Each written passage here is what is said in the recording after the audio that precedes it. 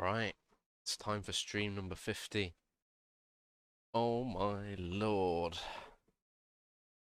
This isn't what I expected. I did not expect this to be turned into 2 chapters, including the final chapter. I have no idea how long this chapter is going to be. Or how it could be long, really. I had it in my head that this was going to be the final investigation that we just did. Right? I had no idea. I don't even know if there's going to be another murder or what. I'm extremely anxious to find out. And let's launch the game.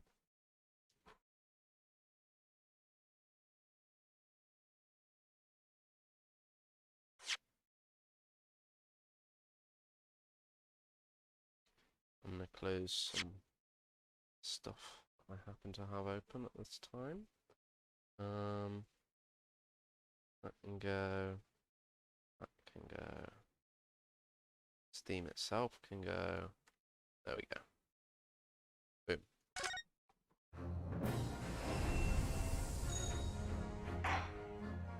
Boom. Is there going to be Trial Part 1? Is there going to be another Watson intro cutscene? Or Wilson, rather, sorry. Dun, dun, dun, dun. I have no idea. This is insane. And it's a trial. When do we see more of Sholmes and Mikotoba then?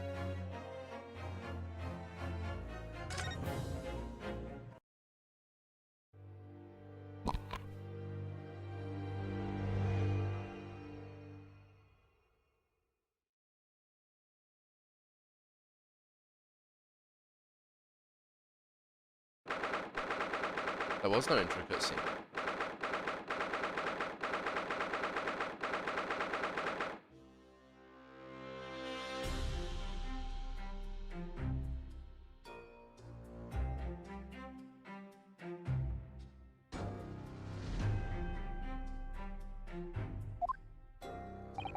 So, the time's finally come. Today, we unravel everything.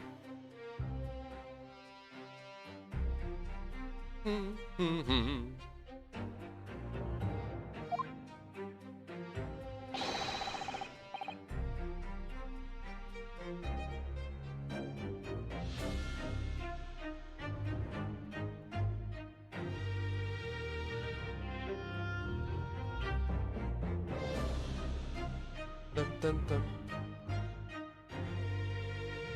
You know we're ready when the objection theme is playing in the lobby.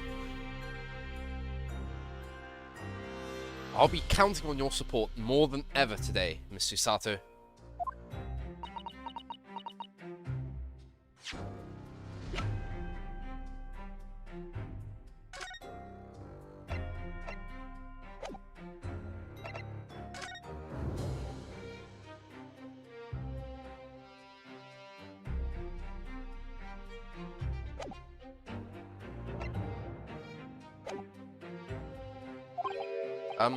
Miss Susato?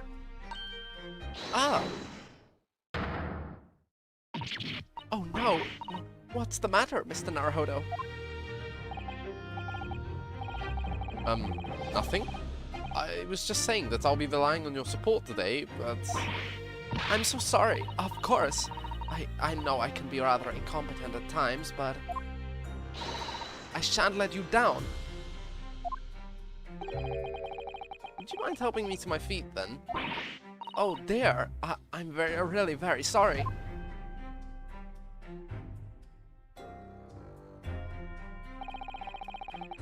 Susato-san isn't her usual self at all. But that's hardly surprising, I suppose. She's just found out that her father is the partner of a world-famous detective. Not to mention... Ah, good morning, sir. Lord Van Zyte. Thank you for all your efforts yesterday. What? Did I hear that correctly? What? Oh, no, nothing. Just, I hope we can clear things up today. I really can't make this man out. His face says I hate you, but his words are almost jovial today. In fact, he hasn't been very Reaper-like at all since this all began yesterday. Lord Van Zykes isn't a Reaper, Mr. Naruhodo. Good point. The Reaper, I suppose in hindsight, I shouldn't have allowed that misconception to go unchallenged. Huh? It was my tacit acceptance of that pseudonym. My failure to stop the Reaper becoming something more than a mere legend that led to all this. But you're not to blame for that, Lord Van Zykes. It's only because serious crime in the capital dropped off so sharply when the public started calling you that. That's why you didn't say anything, isn't it?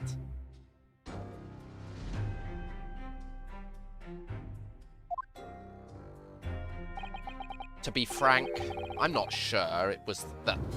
To be frank, I'm not sure that was the sole reason. What do you mean? There was a rumour at the time that the Reaper was really the ghost of my late brother. That having been slain by that evil killer, Clint's restless spirit returned as some sort of demigod. To wield a deadly blade of justice where I, by dint of the law, could not. Yes, we've heard that story too. When I lost him, I felt as though I'd lost my guiding light. I didn't know where to go or what to do. And so, in some small way, I wonder if perhaps those rumours made me feel his absence a little less keenly.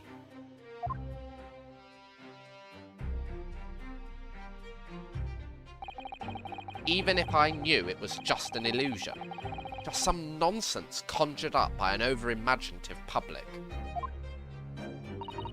He was obviously extremely important to you, Lord Clint Van Zykes. Well, what's important now is uncovering the truth. That's all that matters. I know that you didn't take anyone's life. And I intend to prove that beyond a shadow of a doubt in court today. I never thought I'd say this, but I can see it in your eyes, that burning desire to cut through all the lies and deception. I can't deny it any longer. You are a lawyer of absolute integrity. Thank you. Now tell me, why do I detect the scent of expensive tea leaves in the air? Oh, Iris, when did you get here? Oh. I brought you one of my special blends. Early loves it. He says it helps him to clear his mind. I thank you. Oh, That's surely the first and last time I'll ever see a sight like this. You seem different today, Iris. Oh? Sort of subdued, I suppose. I am not. What happened yesterday is obviously still playing on her mind a lot. She's clearly very troubled about having stolen that autopsy report from Dr. Syde's laboratory. All right then. Good luck to you both. I have to make a move now. Oh, you're not staying? I thought you'd want to watch today's proceedings. Well, I'd like to cheer you on, obviously. But I've got lots to get ready. Get ready? For what? Oh, yes. Would you take this? Isn't that one of the little felt dolls that's usually dangling from your knapsack? Yes, it's a lucky charm. A little Hurley I made once. A Hurley? Looks more like a Harley to me. For some reason, you completely run out of options in the trial. If for some reason you completely run out of options in the trial today, then just pull this little Hurley's ears as hard as you possibly can. What? Pull his ears?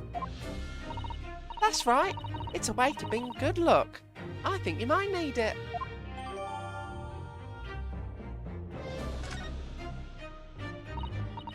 You'll think what we'll need is luck. I just sneaked a peek inside the courtroom, and it seemed very different to normal. Yes, it would seem that a certain someone has decided to pull out at all... that a certain someone has decided to pull out all the stops. What does that mean? What about Mr. Sholmes, Iris?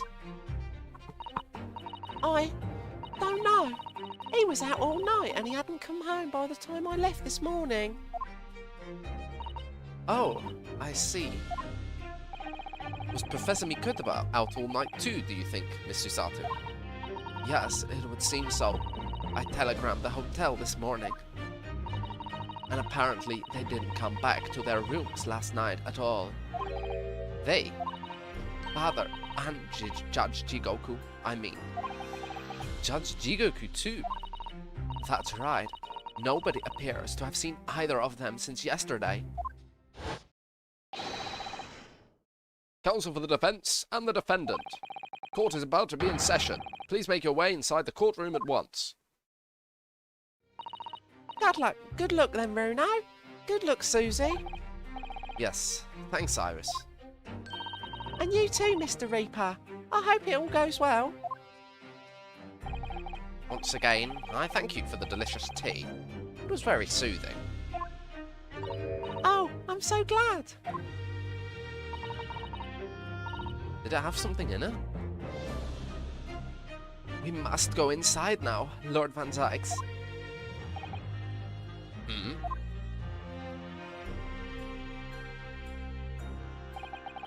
Lord Van Zykes has always been the formidable prosecutor I'd had to lock horns with in court. But not today. Today I battle with another in pursuit of the truth. My best friend, Kazuma Asogi, who I trust more than anyone else in the world. Now I understand what it was that drew me here to Britain all those months ago. Now I know exactly what destiny had in store for me. It's all been leading up to this one day. This one trial. To this one... Sorry, I should read that again. It's all been leading up to this one day. To this one trial. To this one final reckoning.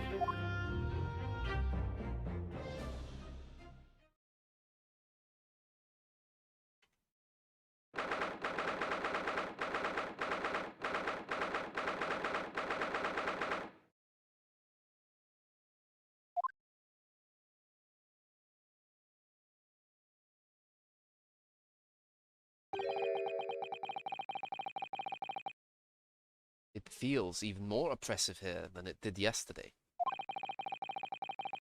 And there are cold stares piercing me like knives from all sides today. Ah, Mr. Naruhodo, look.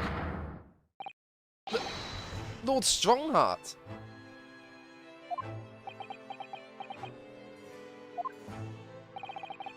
Kazuma must have known beforehand.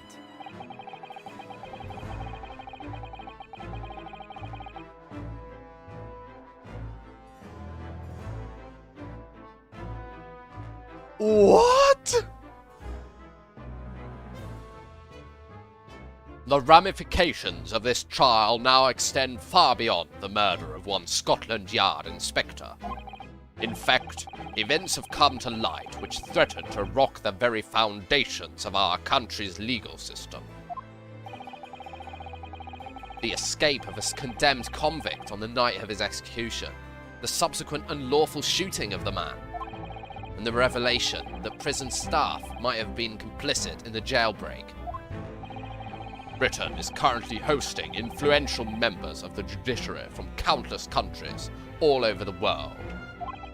It is imperative that we uncover the truth in these proceedings to avoid international embarrassment. By royal decree, this will continue to be a closed trial, and one over which I, Miles Strongheart, exercise total and unequivocal authority.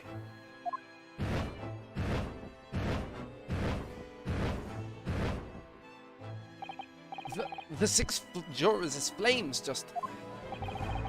As was the case in yesterday's proceedings, those here present in the public gallery are distinguished members of our judiciary, assembled to bear witness to a fair judicial process.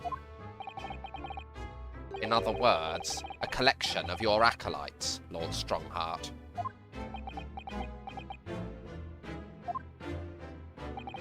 On a personal note, I find this most distressing, Lord Van Zykes.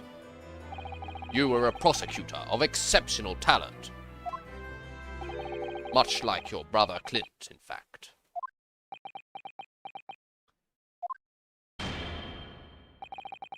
In the name of Her Majesty the Queen, I hereby declare this court to be in session for the trial of Barak Van Zykes, who officially stands accused of murder.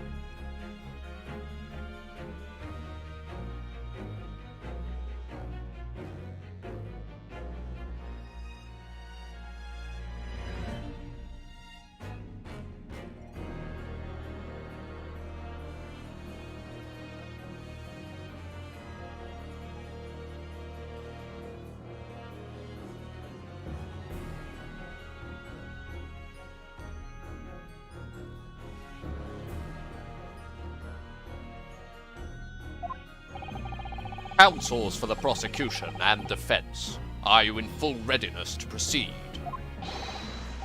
The defense is ready, my lord. As is the prosecution.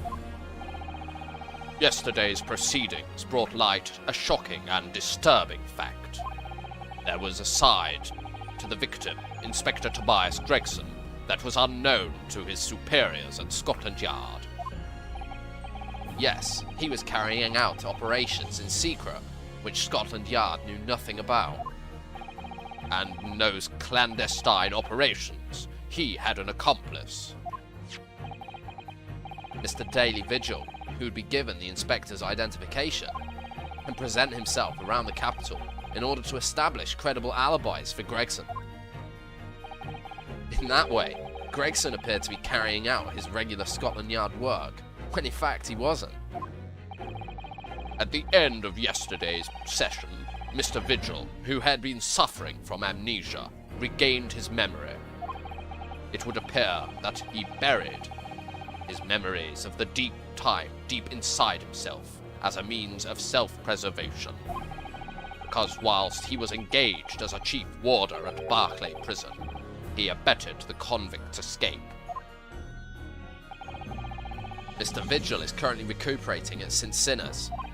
He's recovered enough to give a signed statement about his movements on the day prior to the incident. He's formally admitted to posing as Gregson whilst investigating the Red-Headed League. Which brings us to the crucial issue of the victim's time of death. The defense yesterday proposed a suggestion that the victim may have been killed one day earlier.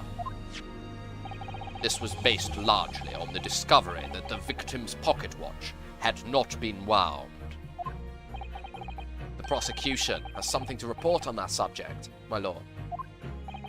Really? Go ahead, Prosecutor Sogi. I met once again with the coroner yesterday to discuss the issue.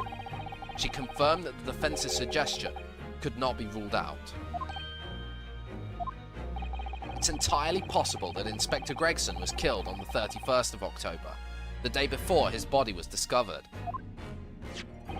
I have here an updated autopsy report that includes the amended details.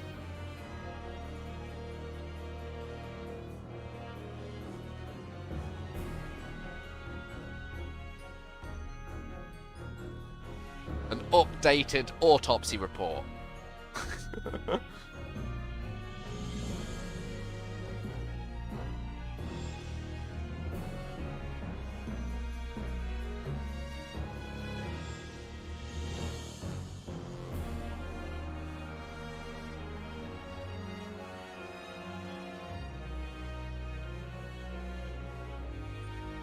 I have here an updated autopsy report that includes the amended details. What the official opinion of the investigation team was made clear yesterday, that the time of death was 5 p.m. on the 1st of November. There are indications of an attempt to disguise the real time of death, however. It seems that the natural decaying process of the victim's body may have been slowed by keeping it chilled. That's out of the question. There are no refrigeration devices in that part of London large enough to accommodate a human corpse. My lord, this is more than just conjecture. There's evidence to support the idea. We must investigate it thoroughly. Very well. The court will accept the new report as evidence. However, if this updated report is deemed to be accurate, it would give renewed significance to the movements of the victim on the day before the Fresno Street incident. It would, yes, especially since on that day, Inspector Gregson was using Mr. Vigil to cover up his real movements. It's conceivable that he was killed in the course of his secret activities. Do I sense that the prosecution has some information regarding those activities? Scotland Yard put an enormous effort into investigating that precise matter yesterday. I think we should begin by presenting the result of that investigation work. So the prosecution calls its first witness now.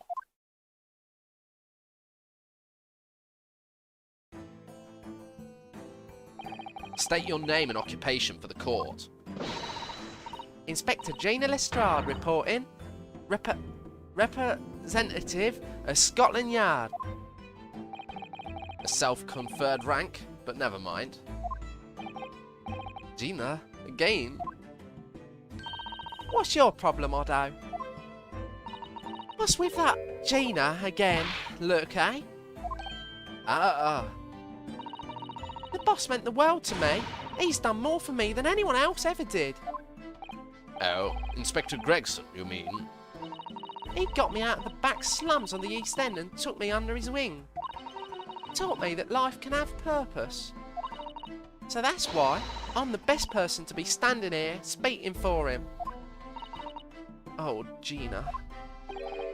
Right, all out of the goodness of Gregson's heart. Not at all that he had an arm twisted by Mr. Sholmes, no. What's relevant to these proceedings is that the outcome of Scotland Yard's investigations yesterday it has revealed that the victim was carrying out some assignment the police knew nothing about. Very troubling. Dude, the fact that he's the judge is a huge deal. If he really is involved in some way,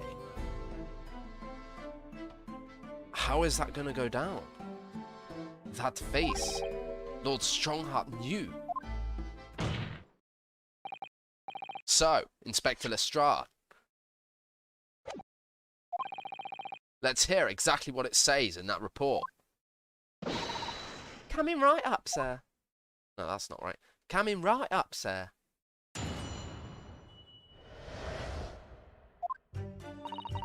All Yard detectives are supposed to follow orders. No.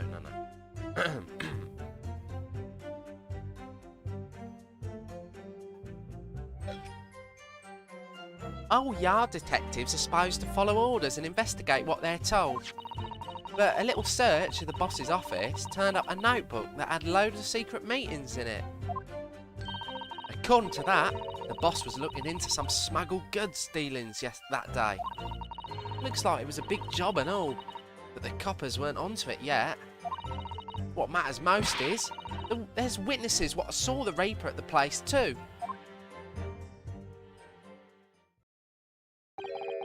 Smuggled goods? I don't know, do I? I'm just telling you what was written in the book. Tobacco, tea, spices, medicines. Goods of all sorts flow into London by illegal channels from all across the globe. It's well known that they're disposed of at regular black markets that take place in the capital. But the police are rarely able to locate them in time. So Inspector Gregson was investigating one of those black markets. What in this case could have anything to do with the black market dealing?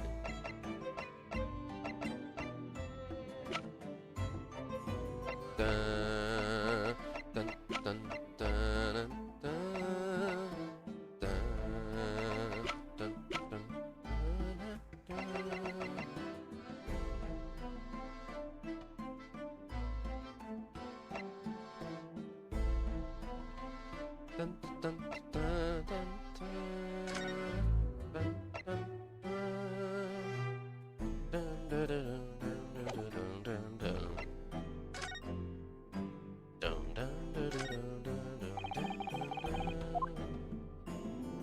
This had a gash in it. Have you seen this huge gash across the side of the trunk here? It's gone right through the leather and into the metal behind. How does it cut through metal?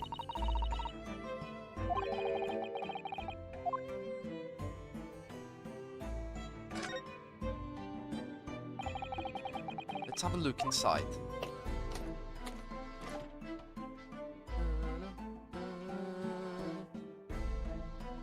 That looks like a glasses case? I don't know. A book. 2 bottles of something. And some cloth.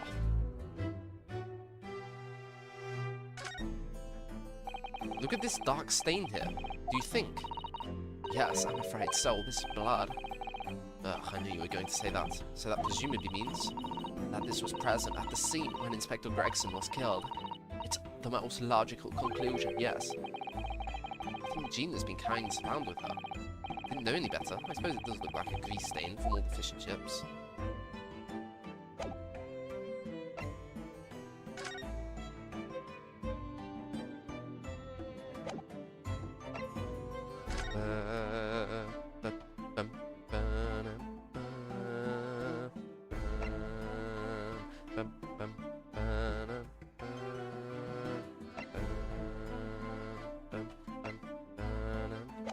So now we've heard a few things that make Clint Van Zyke seem weird. He was in this weird duel. There was the fact that Genshin said he'd killed somebody, or ended somebody's life, or something along those lines. I think in fact his exact words were ended somebody's life.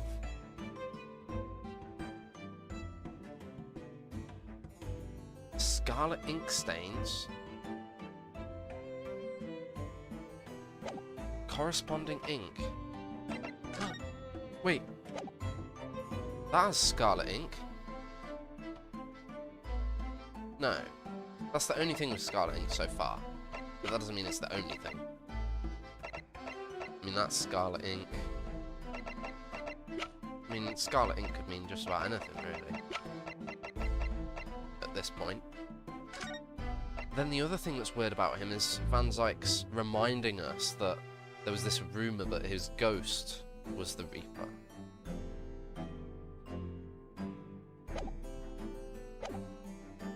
So Inspector Gregson was investigating one of those black markets.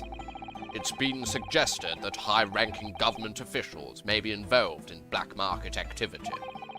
No doubt Gregson was trying to avoid details of his investigations being leaked to the involved parties. That would explain why he was operating on his own authority, without the Yard's knowledge. Do we know where the dealings were taking place this time?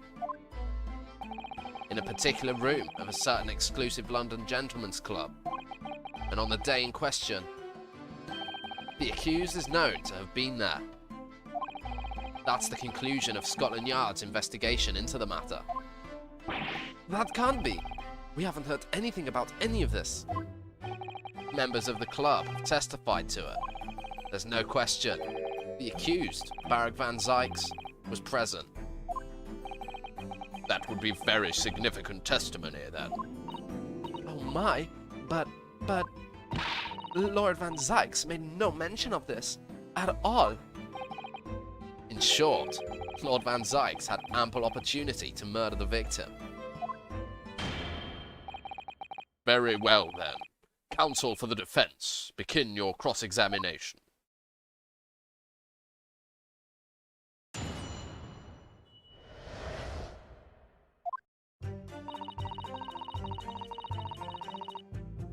Hold it! Hold it! Just how Strongheart is Strongheart going to be in this trial, I have no idea. So, you follow orders, do you, Gina? Nah, not me. I'm above all that, see? Oh. The boss always had special orders for me. Grab us some fish and chips, or go and give Toby his grub. That kind of thing. So errands more than orders, then? This detective is still an apprentice, after all. Yeah, well, this apprentice ain't one to sit around and wait to be told what to do, even by the boss. That's why I've been doing my own investigations into what happened. I didn't find much at first. But a little search of the boss's office turned up a notebook that had loads of secret meetings in it. Hold it! Hold it. So you went through Inspector Gregson's things? Yeah, as part of the independent Lestrade investigation. I'm sure your superiors would be delighted that you're taking the initiative. So I snuck her into his office when no one else was about. Because if anyone at the yard had seen me going in there, they'd have turfed me straight out on the street. This is sounding less and less like an investigation, and more like something else. The prosecution understands that it was this very detective who discovered the notebook. You got that right. Nothing gets past Inspector Lestrade and her trusty assistant, Chief Inspector Toby. We found it hidden in one of his desk drawers that had a false bottom. That's impressive. So then I went to hide myself where no one could find me, so I could have a butcher's at what's written in it. Because if anyone at the yard had found me out, they'd have turfed me straight out onto the street. Straight out onto the street. Straight out onto the street. There we go. I've given it a now though, ain't I? And if it weren't for me, it would have never been found.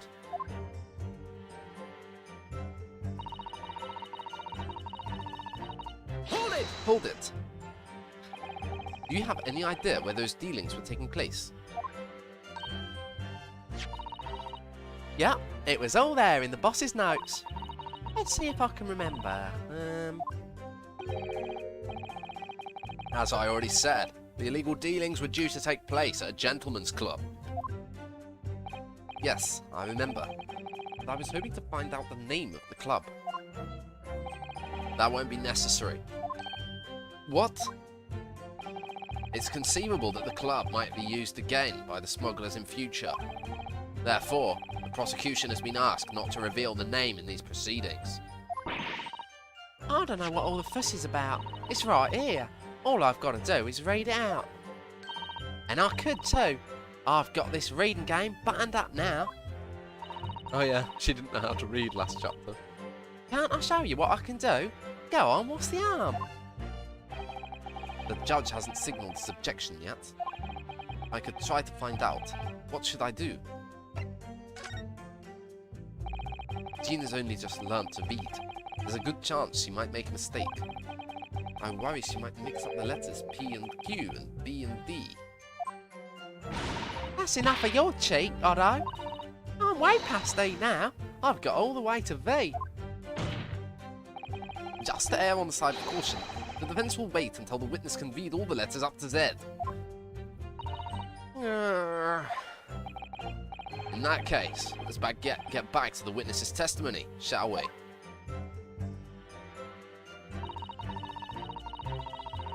Hold it! Hold it. So, how would Inspector Gregson come to find out about it, in that case? That's the question, ain't it? But I'm just an apprentice, so... And why didn't he inform Scotland Yard of his findings? Yeah, that's what I was asking myself. 'Cause, you know, I'm just an apprentice. When it suits you, yes. Anyway, point is, something went on at that club. No question. You can't say that for certain, though, surely. What matters most is, there was witnesses who saw the Reaper at the place too. Hold it! Hold it! Lord Van Zykes was at the club. It's too late to change it to Zeeks now. He was. Detectives who visited the club yesterday to make inquiries have confirmed it. Several members report having seen the accused being admitted to the room in question as guest. It looks like there's no disputing that he was there then. Well, we know that Lord Van Zykes was investigating Inspector Gregson, don't we? Perhaps he'd already discovered the Inspector's secret notebook, which led him to the club, you mean? Maybe. Presumably then, there were also eyewitnesses who can testify that Gregson was there. Testify that Gregson was there. None have been identified at this time, no. Maybe it's not his notebook. Why is it his notebook? All we know is that it was a notebook in his hidden drawer. None have been identified at this time, no. So the all-important victim wasn't seen at this mysterious club. Oi, why aren't you asking Inspector Lestrade here, eh? So that's all I've got to work with. Gina's not holding back with that ice-cold stare of hers, is she? I really don't know what to make of all this. Lord Van Zykes told us that he was investigating Inspector Gregson, but he never once mentioned that he met the Inspector on the day before the incident. You don't think Lord Van Zykes could have been lying to us, do you? Do you? That's not the only way I can... That's not the only way to explain this. Oh! If everything Lord Van Zykes has told us is true, then there must be a mistake in his testimony somewhere. You mean there are details we've yet to uncover? Exactly. A clue, perhaps, that even Gina hasn't noticed. That's what we should be looking for here.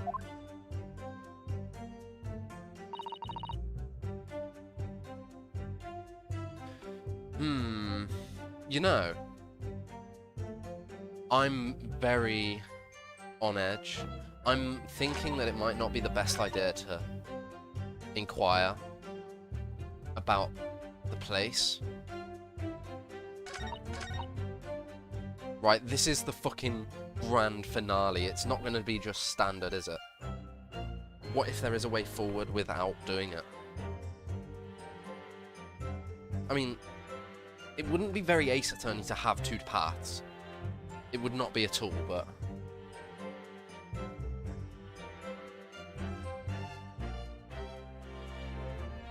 That's fine.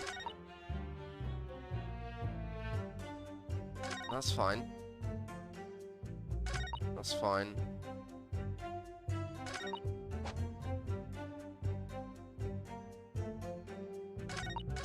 I don't think I have a choice. Everything she says is reasonable. That's fine.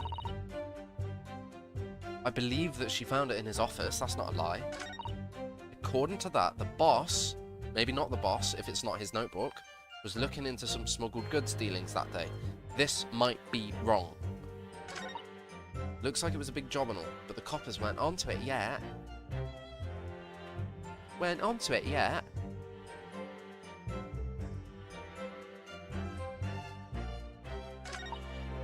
What matters most is there's witnesses what saw the Reaper at the place too. I can't argue with that. So if anything's wrong, it is this statement. Can I prove easily that it's not his notebook?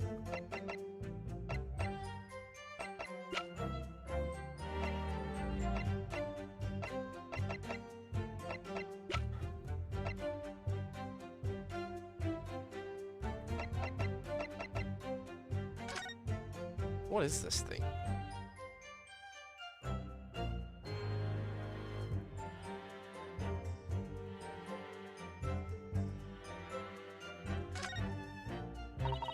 What a charming little rabbity version of Mr. Sholmes. Do you suppose this is how Iris sees him? Are you alright, Mr. Naruhodo? Your eyes are veritably boring into the poor doll's ears. Oh, sorry. I was just wondering, what do you suppose would happen if I were to tug its ears with all my might right now? I'm sure that we'll find out when the time is right. To become a proper gentleman, you must really learn stoic patience. But I want to know.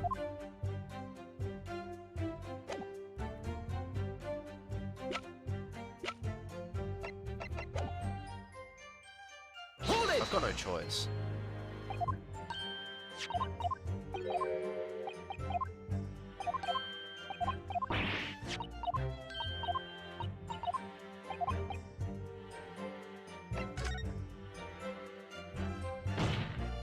This is a closed court. The proceedings are confidential. There shouldn't be any possibility of the information being leaked. As I explained, there is some possibility of politicians being involved in this affair. The prosecution is rightfully exercising caution, I imagine. No, my lord. The prosecution has no objection. So he was told by Lord Strongheart not to. Because he's involved, because it's British politics in Victorian times. Kazuma? There's no question that Inspector Gregson was looking into the black market dealings. However, it's not yet been established that he was on that particular trail on the day in question. If the defense requires to know the club's name, the prosecution has no intention of being obstructive. Right then, I get to show off my reading skills. Apparently, the smuggled goods deal was going to happen at a gentleman's club called the Grouse. Hold it! Hold it! The Grouse? What sort of a club is that? I ain't got the foggiest. Clubs ain't exactly my thing. But I am kind of curious. They're not places where a foreign student like you would be readily admitted. Have you looked into the mirror recently? I tell you what, me and Chief Inspector Toby could go in undercover. Could you, though? I could pick out a few good marks and see what else I could find while I was in there. I really don't think you should go picking out anything. Anyway, that's where these black market dealings were going to take place, is it? Yeah, it's gotta be. That's what the lower ranking detectives at the yard reckon. Grouse.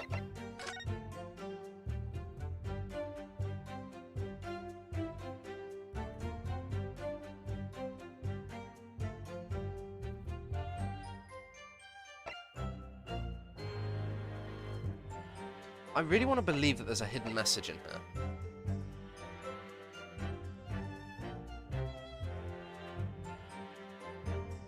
Can't be the numbers of letters, could it? No.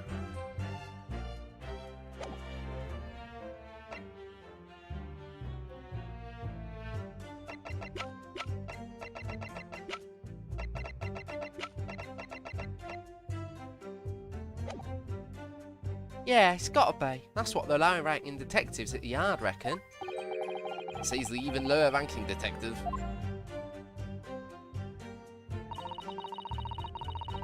Looks like it was a big job and all, but the coppers weren't onto it yet.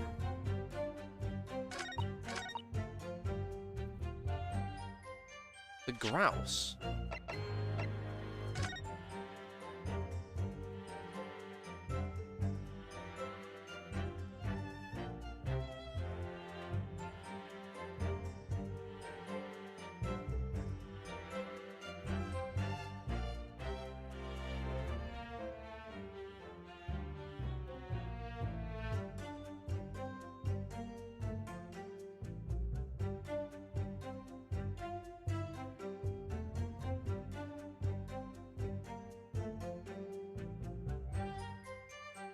No, nothing in the news.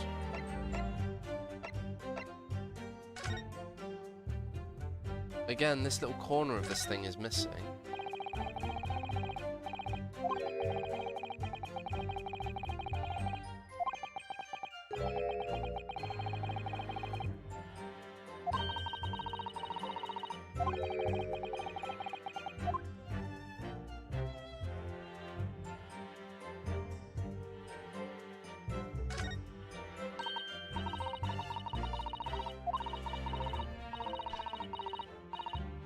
Gotcha. Holy shit.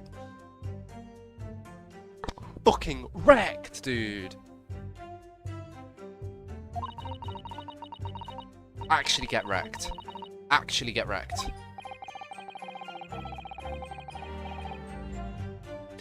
Yes. Oh my god, I didn't need any help. I found it.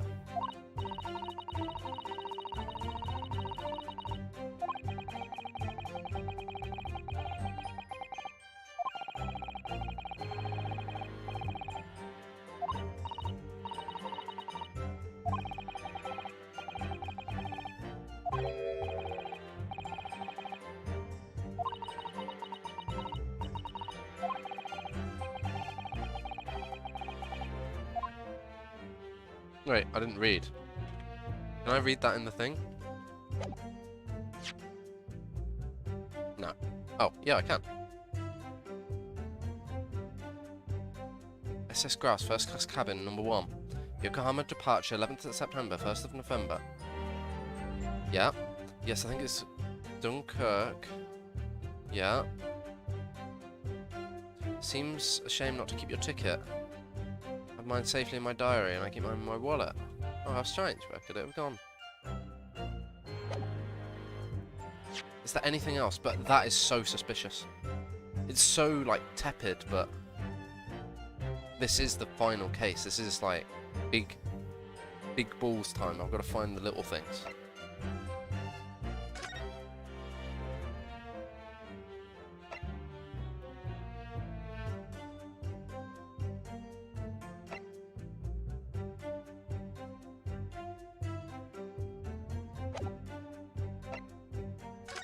Why have we got this? We had it for last time, but I'm glad that we're not doing the let's throw away all the evidence that won't be used. Because, you know, it gives a bit of misdirection. We still haven't figured out whose this was. Is there anything else that could mention grouse?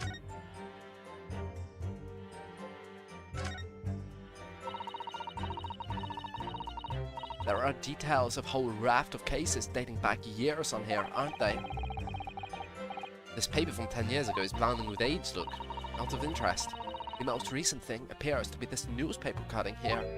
Oh, it's the same Red-Headed League advertisement that Mr. Sholmes had picked out. And do you remember, there was a red hairpiece at the scene too? Was Inspector Gregson an exponent of the Red-Headed League then? Why was the Red-Headed League on here? This was meant to be his secret notice board, right?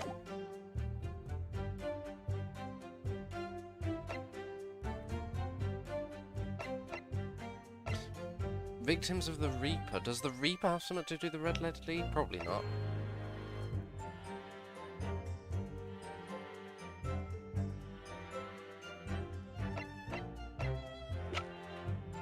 No grouse? Any grouse in here? Well, I suppose we should see what this inspector's identification looks like inside.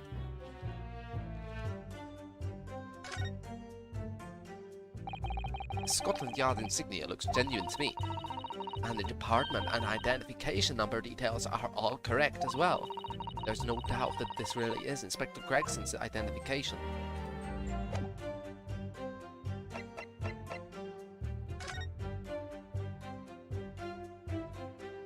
Doesn't say what ship he's gonna take.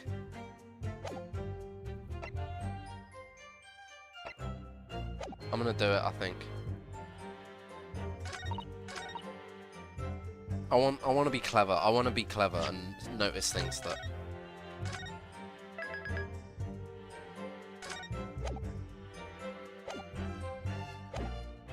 Without hints.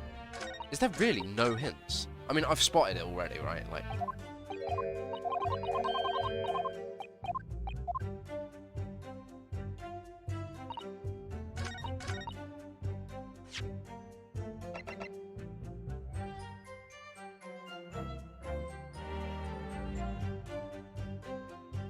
Objection! Can't believe I spotted that so quickly.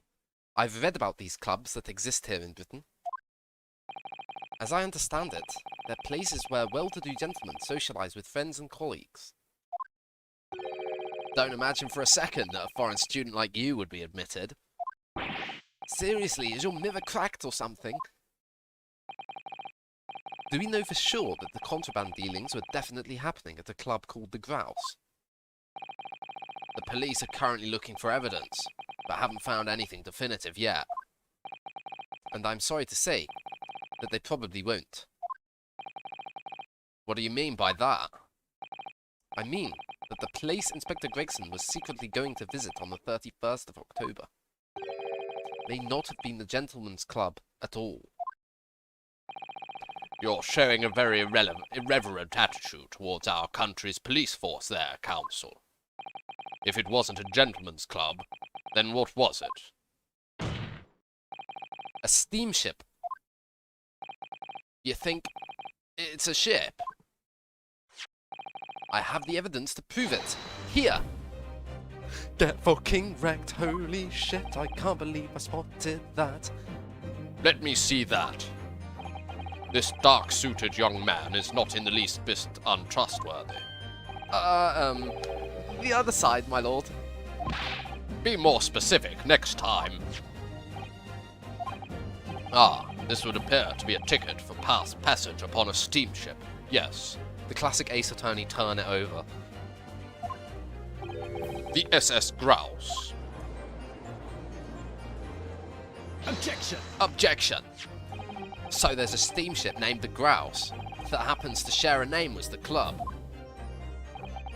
But I'm afraid to say, there's a flaw in your logic there. How? Look at the ticket. Notice the date of arrival in the port. In port. Oh, sorry. Look at the ticket. Notice the date of arrival in port. The ship arrived at the port of Dover on the 1st of November. Ah! The day on which the sound like a gunshot was heard on Fresno Street. In other words, on the day in question here, the 31st of October, when the victim was on his clandestine mission. That ship hadn't docked on British shores. That would certainly make an undercover investigation somewhat challenging. Objection! Objection. The fact that the steamship hadn't yet reached Britain substantiates the defence's assertion that the victim was investigating the SS Grouse on the day in question. Then show your evidence for that assertion. Very well. In that case, counsel for the defense, present your evidence to the court now. Evidence that substantiates your claim that the victim was investigating the SS Grouse on the 31st of October.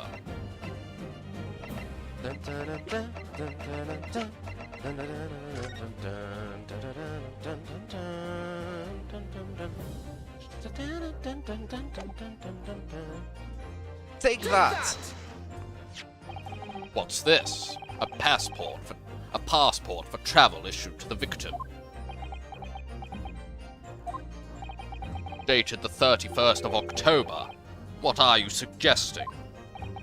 I'm suggesting that just one day before the inspector's body was discovered, there's a distinct possibility that he wasn't even in the country. Then it's not... Then we're in the wrong court. This should go to the France's court if he was murdered in France. If we can prove him. If we end up proving that he was killed in France... Oh no, he was killed on the ship, which was in France's waters. Or port, rather. Who knows what the political consequences of that would be. Yeah.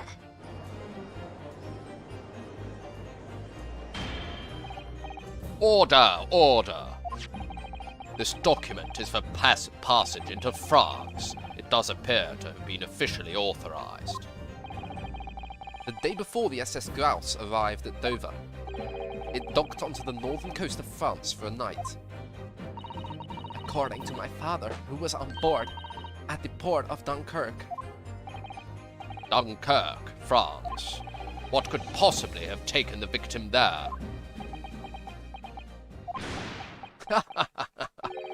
I'm impressed, Ryunosuke Naruhodo.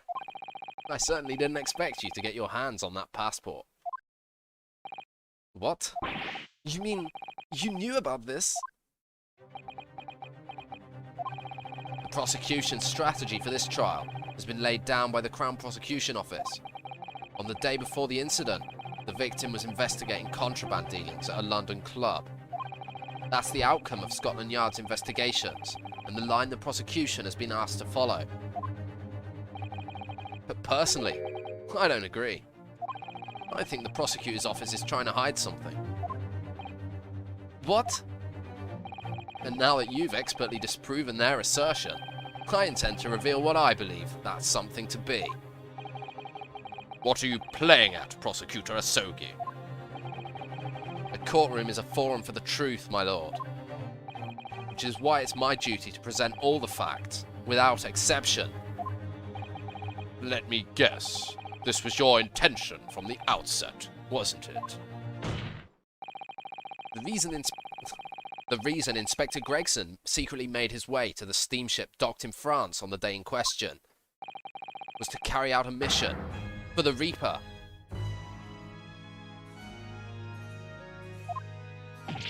The Reaper?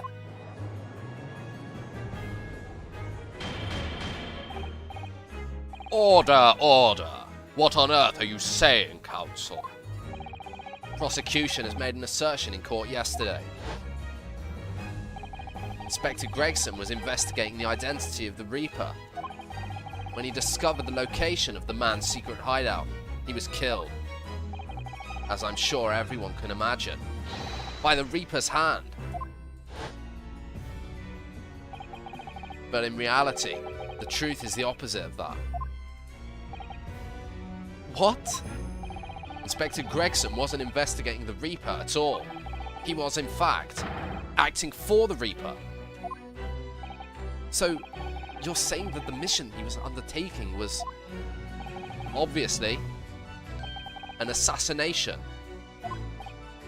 Dun, dun, dun, dun, dun, dun, dun, dun, dun, dun, dun, dun, dun, dun. Barak van Zykes never carried out any of the actual killings.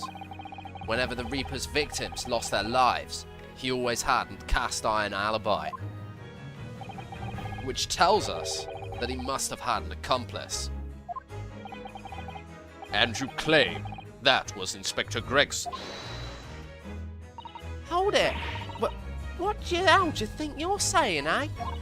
My boss would never have done nothing like that. And yet, when you consider all the facts, it all makes perfect sense. No, it can't be. We also arrived at the same conclusion, didn't we? That Inspector Gregson was operating as the Reaper. Dun, dun, dun, dun, dun, dun, dun, dun, dun, dun,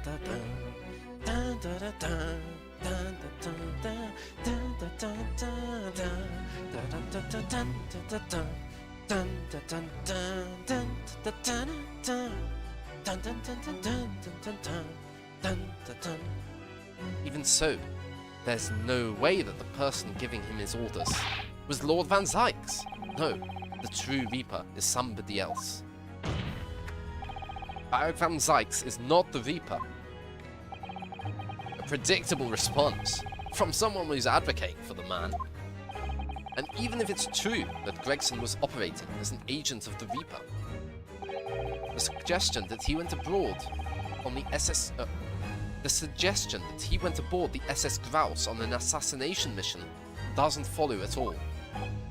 Oh, you have some solid reason for doubting the assertion, do you, counsel? Absolutely. It's very simple. On the date in question, nobody was killed aboard that steamship. Professor Mikotoba and Judge Jigoku were on that very ship.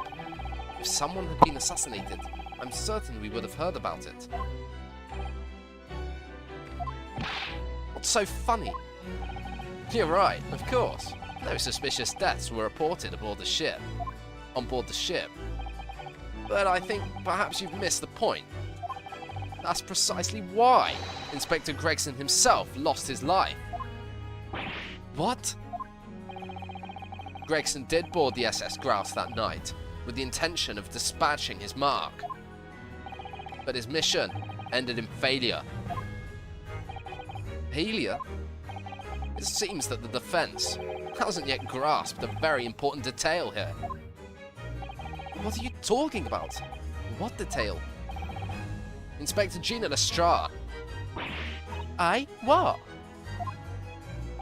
The victim's notebook that you read an excerpt from earlier. That doesn't contain details of secret investigations. That doesn't contain details of secret investigations at all. It describes 10 years of assassination plots to be carried out by the Reaper of the Bailey. You're lying. Even if it was all them bludgers what got taken and had it coming. The boss weren't the Reaper. Poor Gina. There's no question that Tobias Gregson was heavily involved in the Reaper's activities. You may just be an apprentice, but if you'd spent any time at Scotland Yard, you must have heard rumours. I ain't heard nothing, and I don't believe a word of it. Then testify again, as a representative of Scotland Yard. Consider it your chance to defend your boss. I don't... I concur. The witness will give a new formal testimony. Miss Lestrade, you will tell the court everything you know about the Inspector Gregson's secret notebook. We haven't got it in evidence yet.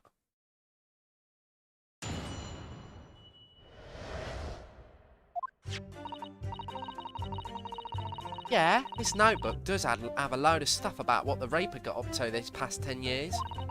Names of victims, dates and places and stuff. And the last entry in there was on the 31st of October. It said grouse for the place on that date, and then the name of the mark. There was a note about him being a criminal what got away from the Reaper in court 10 years ago or something.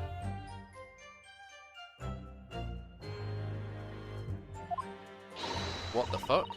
But honest, the boss didn't do none of it. He was just investigating the Reaper, that's all.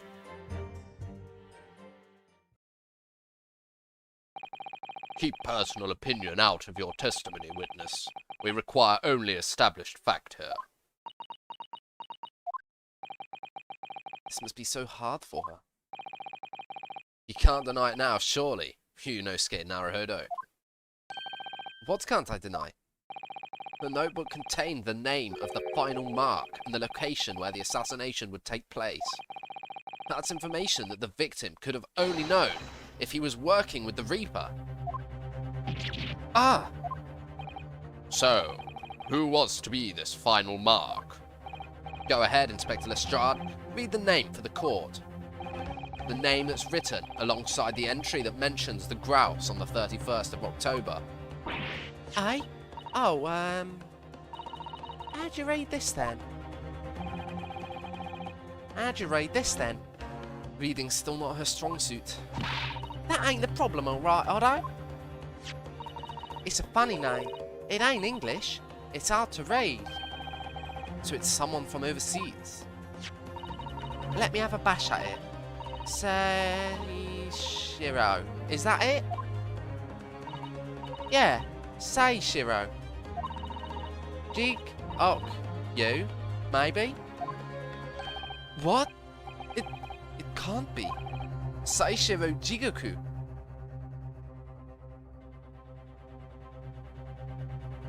Seishiro. Wait, I'm not stupid, right? I'm getting all these Japanese names mixed up. It was Gaishin. Yeah, Genshin. Okay. Where is he? Yeah, we haven't seen him since ages.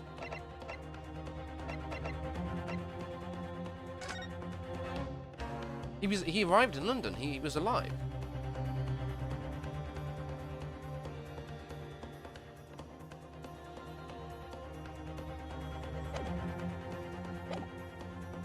Seishiro Jigoku. But that's Judge Jigoku. Seishiro Jigoku. Certainly not an English name, you're right. Objection. But that can't be right. I know Judge Jigoku, and I saw him on the day before yesterday, here in London. Now that I think about it, Seishiro testified in Genshin's trial and almost got in trouble, but he was acquitted.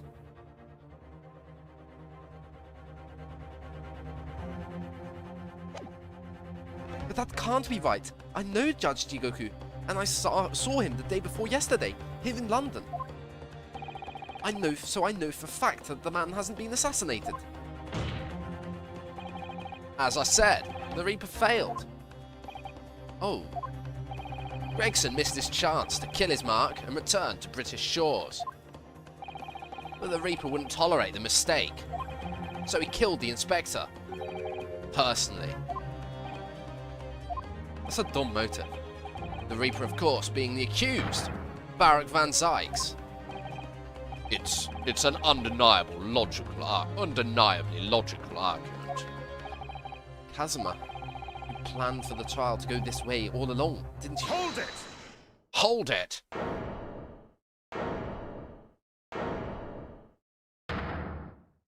Hold it! Pray forgive the discourtesy of filling my hallowed chalice while I stand accused of murder. Lord Van Zykes. The accused has no right to speak uninvited in court. You will return to the dock. I say nothing of whether or not I'm the Reaper. That's the task of this court to decide. But there is one thing I can say unequivocally. That girl is no detective. Eh? What? Ah, nah, that's right, I ain't. I'm an inspector. Repeating rumours heard around the yard. Reading entries from a notebook of unconfirmed origin. That's not testimony. It's practically a script. No doubt the rest of this trial will go exactly as you've clearly planned. Your hatred of me is understandable. In your mind, I'm sure I am the Reaper. In your mind, I'm sure I am the Reaper who sent your father to the gallows all those years ago. But you're in danger of becoming a far more sinister Reaper yourself. By attempting to have me condemned with this feeble excuse for testimony. What did you say? Mr. Naruhodo, this is our chance. My lord, the defense requests that the defendant be allowed to speak. He may be privy to important information relating to the testimony just given by the witness.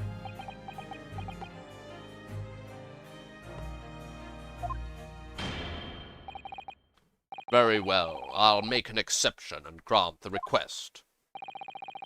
The defendant may remain in the witness stand for the cross-examination. Then allow me to toast the court's impartiality.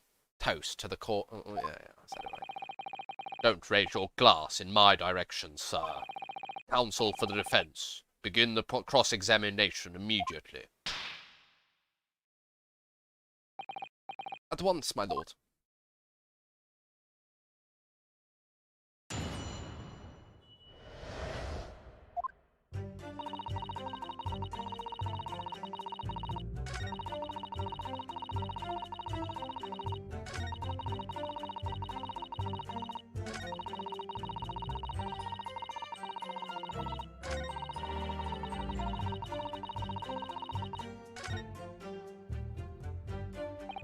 So that's what we have to work with. It may help us that Lord Van Zykes is in the stand too. Yes, perhaps. I'm sure Gina knows nothing she hasn't already told us. There's no point trying to get more out of her. Did you notice how Kazuma-sama reacted to Lord Van Zykes' words? When he called him an even more sinister Reaper, you mean? Well, I'm sure Kazuma intends to eliminate any shred of doubt that the man is guilty. He's looking for revenge against the person he considers to be his father's killer, after all. I do worry that if we fail to find a discrepancy in this testimony somewhere, the trial may end and adjudication won't go in our favor. Let's listen carefully again to what everybody is saying.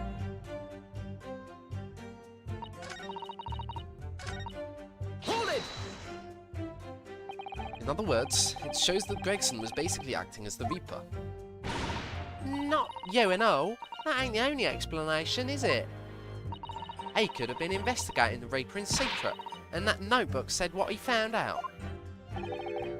If I may. When originally people began referring to me as the Reaper, I didn't object. I believed the power to intimidate London's criminal classes into compliance with the law would be beneficial. But you carried out your own investigations into the true identity of the Reaper, didn't you? Yes, and those investigations proved conclusively that Gregson was one arm of the Reaper. One arm? What are you on about? The Reaper's victims were all extremely shrewd criminals at the top of their game. There's simply no way one person could have taken them on alone. The Reaper is an organization, with you at its head. I had spies at the yard keeping me abreast of Gregson's movements, letting me know when he was elsewhere. So I'd been able to check the most recent entry in his book. I knew the location. You knew it said grouse. Believing it to be a reference to the Gentleman's Club, I went there on the day in question to investigate, alone.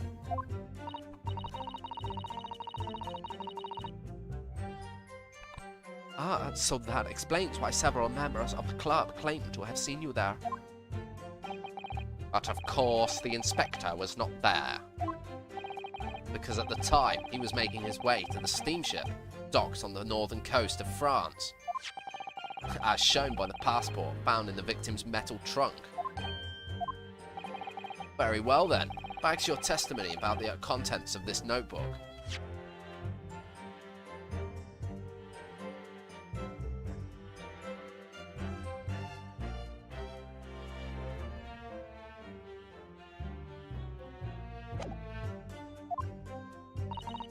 Fine.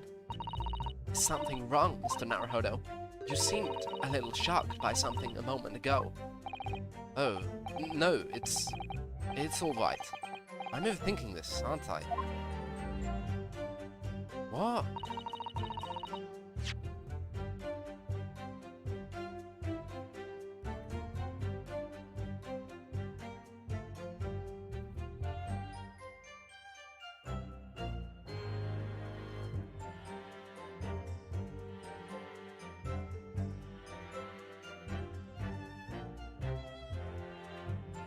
Oh, he admitted the fact that he went to the club.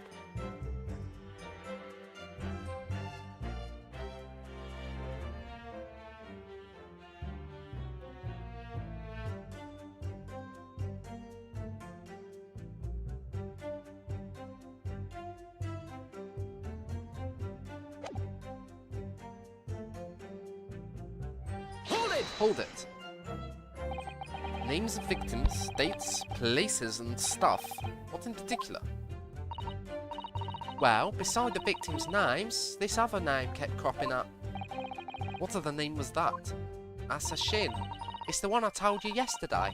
The same name, written over and over again.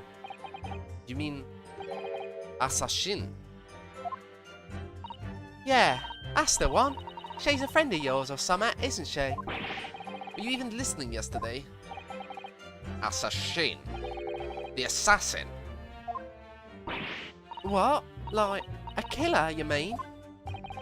Gregson was the tactician, the one who came up with the plan of attack. He investigated the marks thoroughly, finding out when they would be vulnerable, and who to use to get at them. That the person who actually executing his plans was someone else, you're saying? If that's true, then the Reaper does indeed start to sound like an organized group of individuals.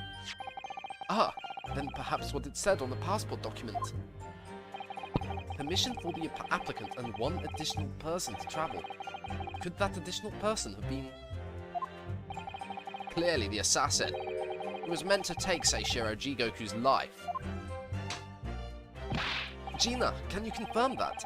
Against the final entry that listed Grouse and Seishiro Jigoku. What name was written? Oh, well, that's the only entry that didn't have a name next to it, as it happens. What? It just had like a question mark or something there, I think. In other words, Gregson himself didn't know the identity of the assassin in that case. But Gregson was the one making the plans, was he not? Oh, how infuriating. Nameless assassin.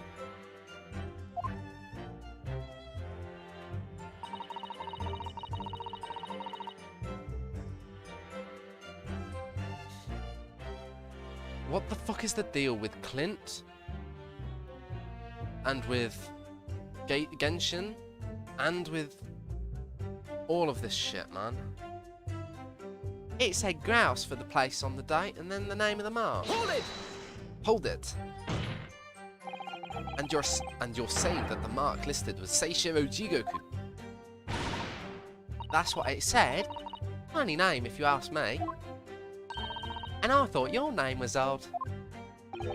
So pleased to have lost my crown there. Mr. Jigoku is the presiding judge of Japan's Supreme Court of Judicature. I remember the man. He came to our country as a visiting student 16 years ago. Studying international law and diplomacy under your tutelage, Lord Strongheart. That bearded young fellow was a very able man, I must say. So Lord Strongheart was Judge Jigoku's mentor? If I'm not mistaken, he returned to Japan 10 years ago now. 10 years ago, after that fateful case. Precisely. In the aftermath of the Professor case, his reputation was organized immediately. His repatriation was organized immediately. False. It's a mystery why such a man would be listed in the inspector's notebook. That's not true. He wasn't repatriated immediately. He was tried for lying in court. Oh, offending the British Empire. That was it. Fucking hell. I didn't think it was possible, but the mood near's got even worse now. Maybe I'll just keep talking. There was a note about him being a criminal what got away from the Reaper in court 10 years ago or something. Hold it. What do you mean, a criminal? Judge Jigoku is no criminal. Well, don't ask me. I don't know nothing about it. Oh, do you remember what Father told us? That Judge Jigoku did once appear in court here in Britain. It was related to the Professor case, I'm sure. Yes, of course, you're right. Seishiro was trying to mitigate Genshin's guilt, so he took to the stand to testify. But he got a little carried away and, actually managed to break the witness stand. He also said some contemptuous words about the British Empire, for which he was charged.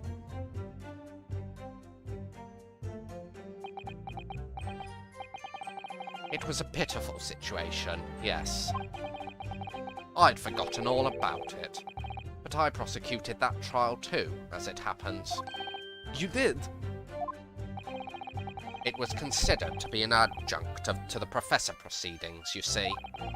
But he was acquitted after being told to make reparation for the damage caused to the stand. And there you have it. Have what? Surely the accused hasn't forgotten his own rule. that there's no saving anyone who faces the Reaper in court, guilty or innocent alike. What? No! Ah, are you suggesting the reason Judge Jigoku was targeted for an assassination? The man was sent back to Japan immediately after that trial. The Reaper had no time to do his work. But then, 10 years later, the mark returns to Britain once more. Perhaps now you start to see just how vindictive the Reaper is. Come on, that's absurd. Take someone's life for that. Isn't the whole premise of the Reaper absurd? Killing those who've been found innocent? Clearly the rules by which the man operates are beyond a sane person's comprehension. But... Objection! Right, I've just about had enough of this. Gina, All this nonsense about the boss planning to kill people. It's cobblers. Come on, Otto. yes? Why ain't you saying nothing? Why? Why ain't you yelling out, objection or something? What? You've got to find a flaw. You do usually. Someone's lying here, no question. You've got to work out who it is. Please, for the boss.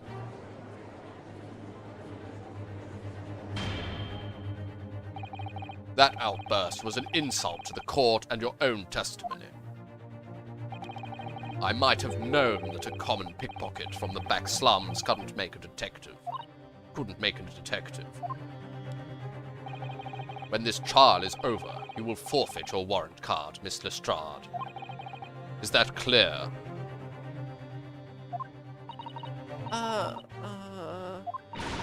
I've had it with the lot of ya. It lies every bleeding place. Oh, sorry. I've had it with the lot of ya. It's lies every bleeding place you look in this world, innit? Well, I've had enough. Gina. So have I. After that little speech of Gina's, I've made up my mind.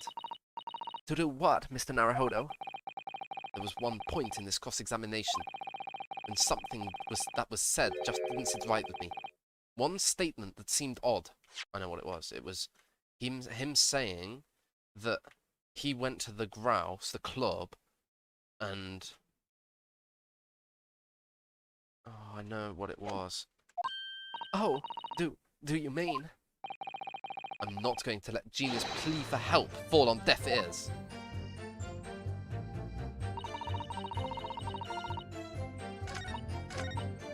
Hold it! Hold it. I want to thank you, Gina. You helped me find my resolve. Eh? What do you mean? Amongst everything we've heard during this cross-examination, there's one thing that defies explanation. One inconsistency. What? An inconsistency? Really, Otto? I don't quite know what it means yet, but... Yes, there's an inconsistency in something that was said by Lord Van Dykes. Take that! Take that! Of course, by you, Lord Van Dykes. Me? What? Your face has turned ashen. How could he know? Is that what you're thinking? If my face has turned ashen, it's because I'm thinking, how could he?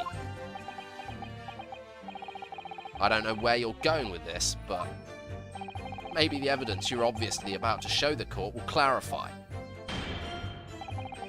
In that case, the defense will present evidence to substantiate its claim. To which piece of evidence does this alleged inconsistency relate? Is it how did Lord Van Dykes know? Is it this? Wait, no. The thing is, how did Lord Van Dykes know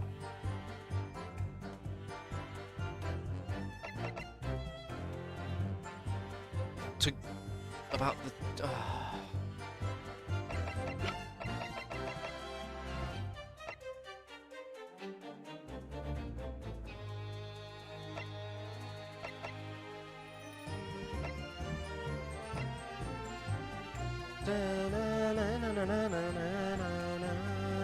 I actually don't know the answer.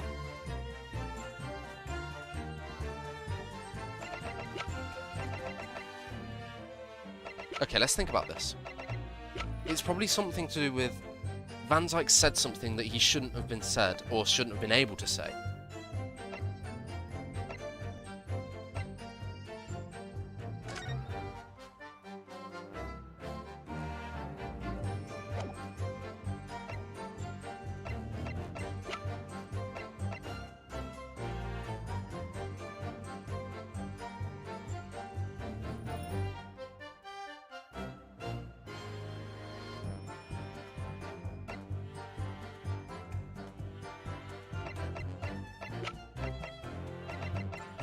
What could it be? I think it could be this. We haven't used it in court, first of all, that's kind of metagaming, but my thinking is Van Zyke's, when he saw this photograph, was like really shocked by it, right? Which would lead you to believe that he hasn't been in Gregson's office. Right? But yeah, what he said was he had somebody in the yard go in there, but that just seems absurd. Did he go into Gregson's office? That's what I'm wondering. And this photograph might relate to him going into Gregson's office.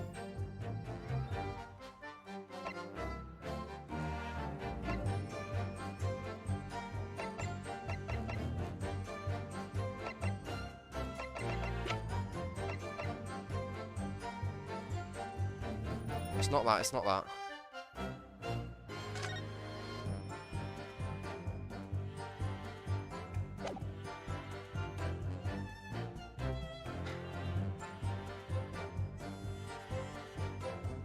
So, Van Zyke said he went to the club, the Grouse, on the 31st, when Jigoku wasn't here yet, when the inspector... Is it that Van Zyke knew that Gregson was going to France?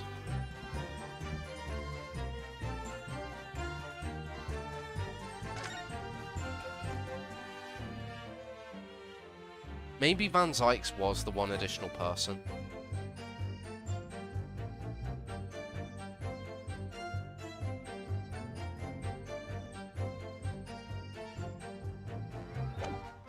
He said something that he shouldn't have known, didn't he?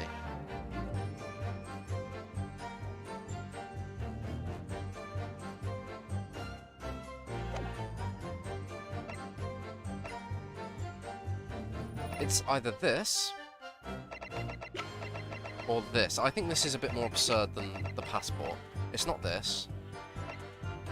I think it's the passport.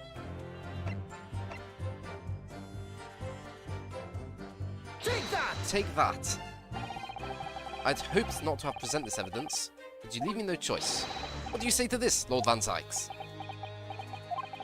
Your feelings were correct. Presenting that evidence was a mistake. I suggest you withdraw it. Sorry? Good advice. Because you've turned decidedly ashen. Oh. I only hope the Reaper doesn't hold that against you. Fingers crossed. I think this line of argument has run its course. I suggest you learn from your mistakes, before you make a fatal one in the eyes of the Reaper. I'd better listen very carefully to the testimony again. So that's what we have to work with.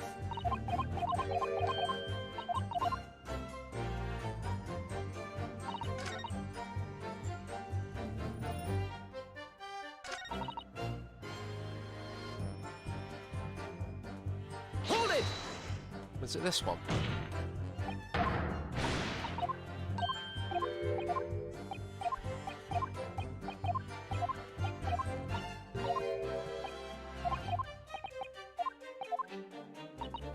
No, it was statement 2.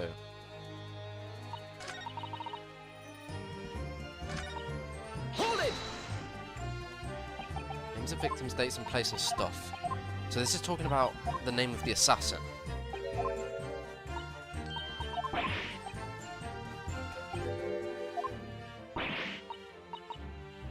What, like a killer, you mean? He knew that Assassin was an assassin. Gregson was the tactician, the one who came up with the plan of attack. He investigated the marks thoroughly, finding out when they would be vulnerable, and who to use to get at them. But the person actually executing his plans was someone else, you're saying? If that's true, then the Reaper does indeed start to sound like an organized group of vigilantes.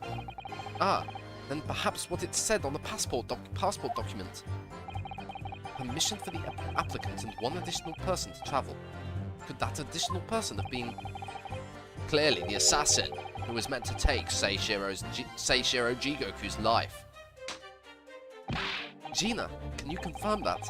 Against the final entry listed Grouse and Seishiro Jigoku. What name was written?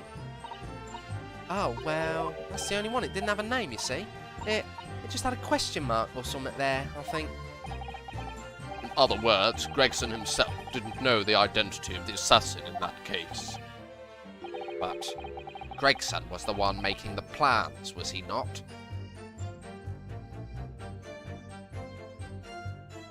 He wasn't. Gregson wasn't the one making the plans. Gregson wasn't the one making the plans, Okay, Gregson wasn't the one making the plans, and I can prove it, somehow.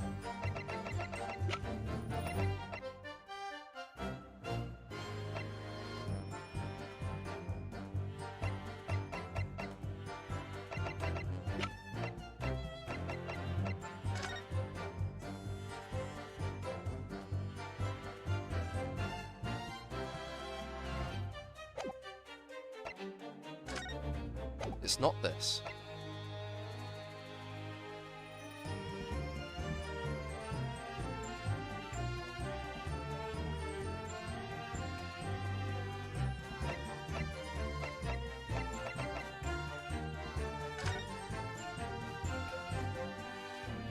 The trunk.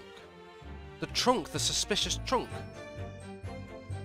What was the suspicious trunk all about?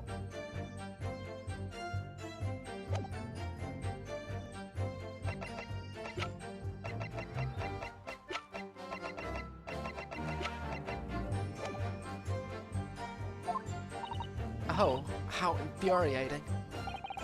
Nameless assassin. No, that wasn't where I got peeked. Hold it!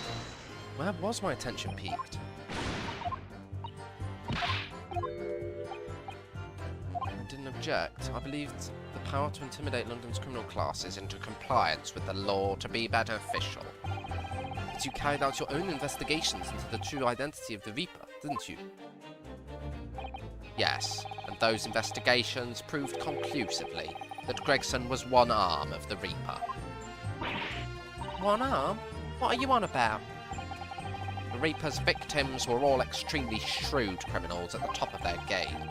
There's simply no way one person could have taken them on alone. This Reaper, is an organisation, with you at its head. I had spies at the yard keeping me abreast of Gregson's movements, letting me know when he was elsewhere. I had spies at the yard keeping me abreast of Gregson's movements.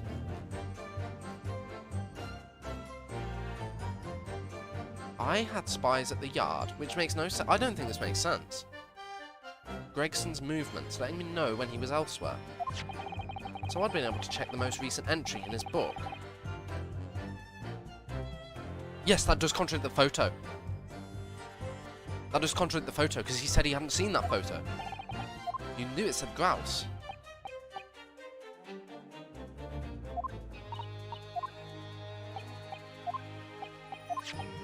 And only I could have spotted that, because only I spoke with Van Zykes about the photo. I'm overthinking this, aren't I? Right, here we go. Hold it!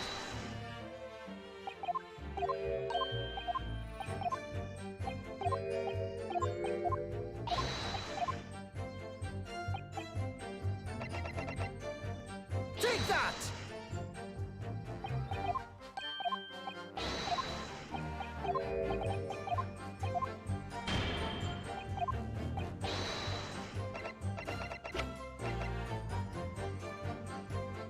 Take that! Oh, fuck, I was so convinced.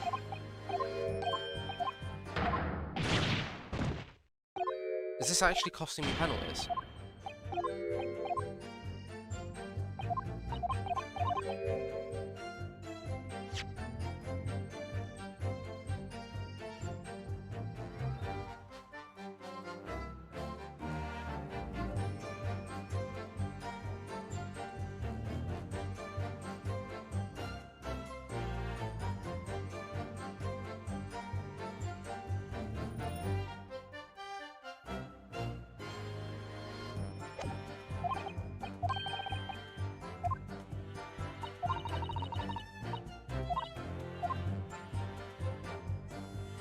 What everybody is saying. Maybe it's Lord Strongheart. I'm gonna read very fucking carefully the whole lot.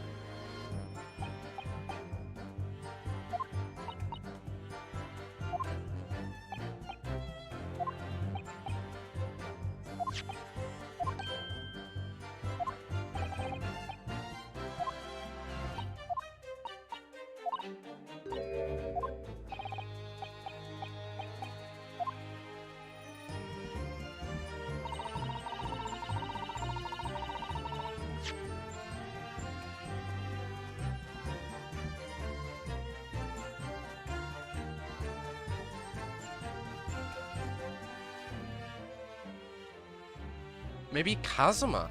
It was Kazuma who I reacted to. It was fucking Kazuma I reacted to.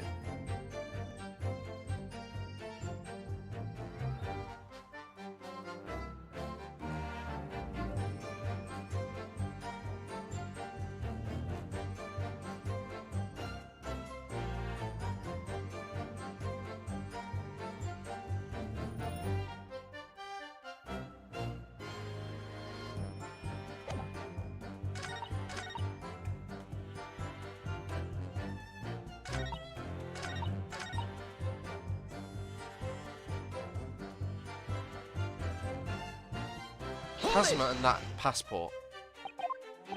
There's no way.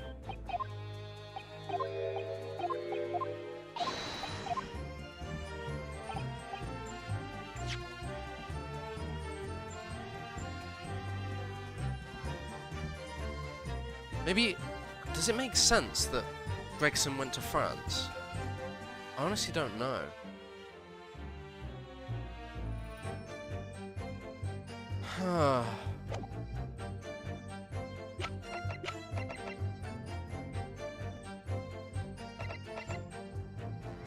Take that! Take that!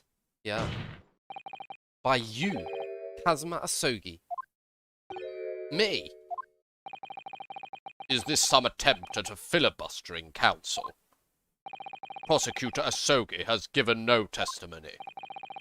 What are you suggesting that I said was What are you suggesting I said that was inconsistent? You let something slip that you shouldn't have. When I present the relevant piece of evidence, I imagine you'll realize what you've done. Very well then, counsel. Go ahead. What evidence reveals this alleged inconsistency in something Prosecutor Asogi has said? Take that! Take that! So, my initial impressions were correct. This is nonsense. Ah, you accuse your best friend and back it up with that. Clearly. The Ryunosuke Naruhodo I knew is dead. Struck down by my best friend. I believe that what you intended to point out, Mr. Naruhodo, was when Kazuma said.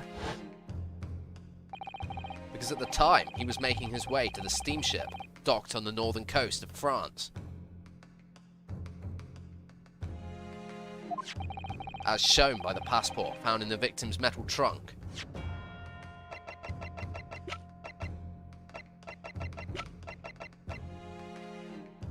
It isn't metal, it's leather.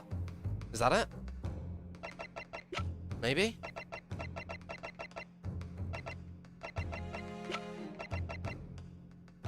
Did I... Yes, that's exactly it. I take it from your expression that you're not going to let this go. Correct, my lord.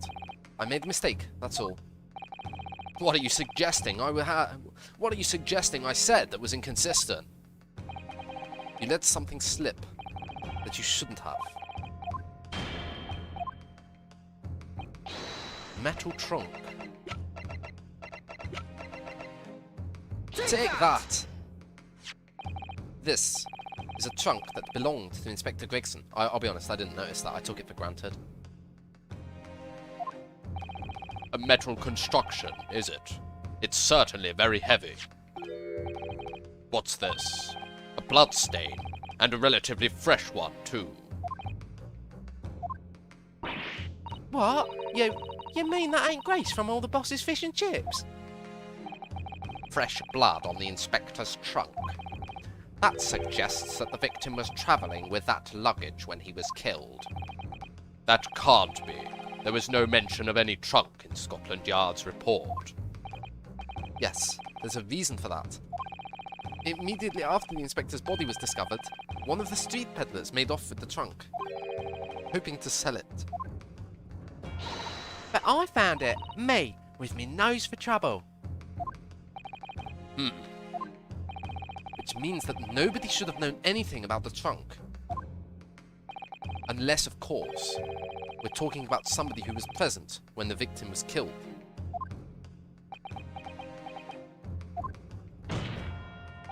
And yet, during the cross-examination of the witness just now, you said this, Kazuma.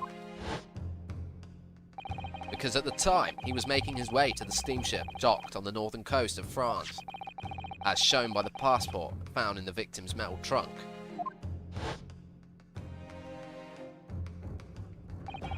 So the question is, how did you know about the inspector's trunk? We know the man went on a trip to France. What else would he have put his passport? Where else would he have put his passport? Objection! Objection! But you knew it was a metal trunk. Answer me honestly, Kazuma. On the 31st of October, where exactly were you? At the port of Dunkirk, on board the SS Grouse. Is that the answer you're looking for, Ryunosuke? Kazuma, what did you... I hadn't considered the possibility before, but... Kazuma... No! No! No! No! Kazuma's the killer? No way! How did Shutakumi catch me out again with the prosecutor's the killer? He's done it time and time again.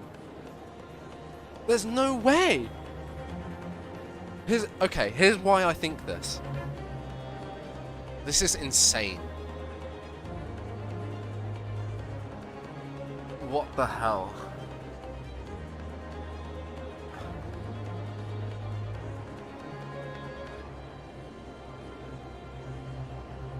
What the hell? Okay, here's my theory. Asogi... No, Asogi was already in Britain. He went missing for 8 days, remember? Oh my god, he went missing for 8 days. After the previous trial. After the previous trial, That's when he realised what his revenge plot was, right? What?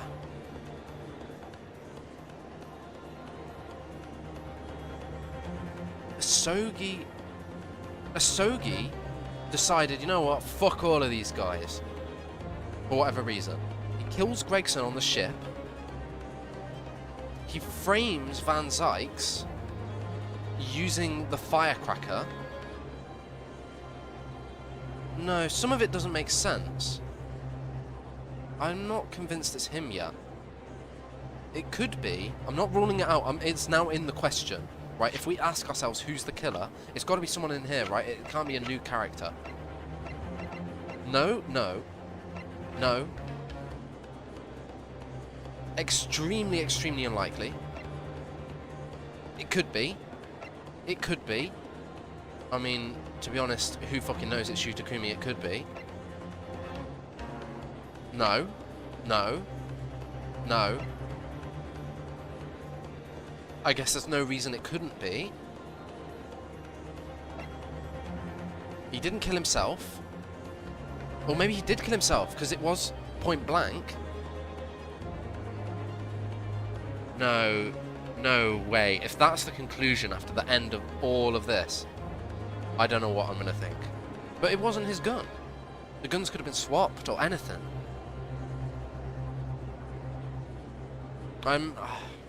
It could have been him.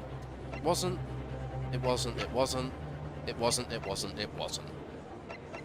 So I think it's down to Kazuma, suicide. This guy, it seems so far-fetched that it would be him, but we can't rule it out. So it's heavily unlikely. So it's Kazuma, suicide, Van Zykes himself, male Strongheart. You know, I said it at some point previously. It would be such a boring way for male Strongheart to be the killer, right? Like,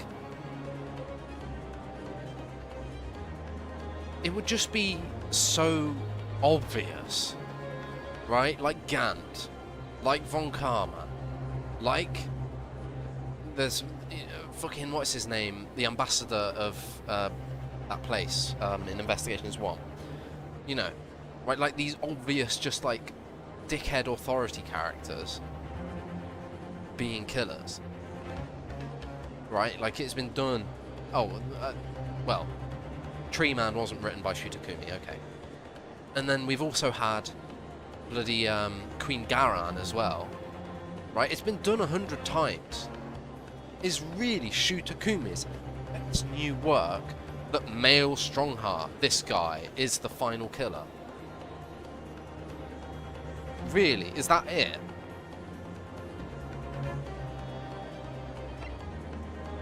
But then again, I could say the same about Kazuma. Sort of. It's been done 1,000 times that the prosecutor is the killer.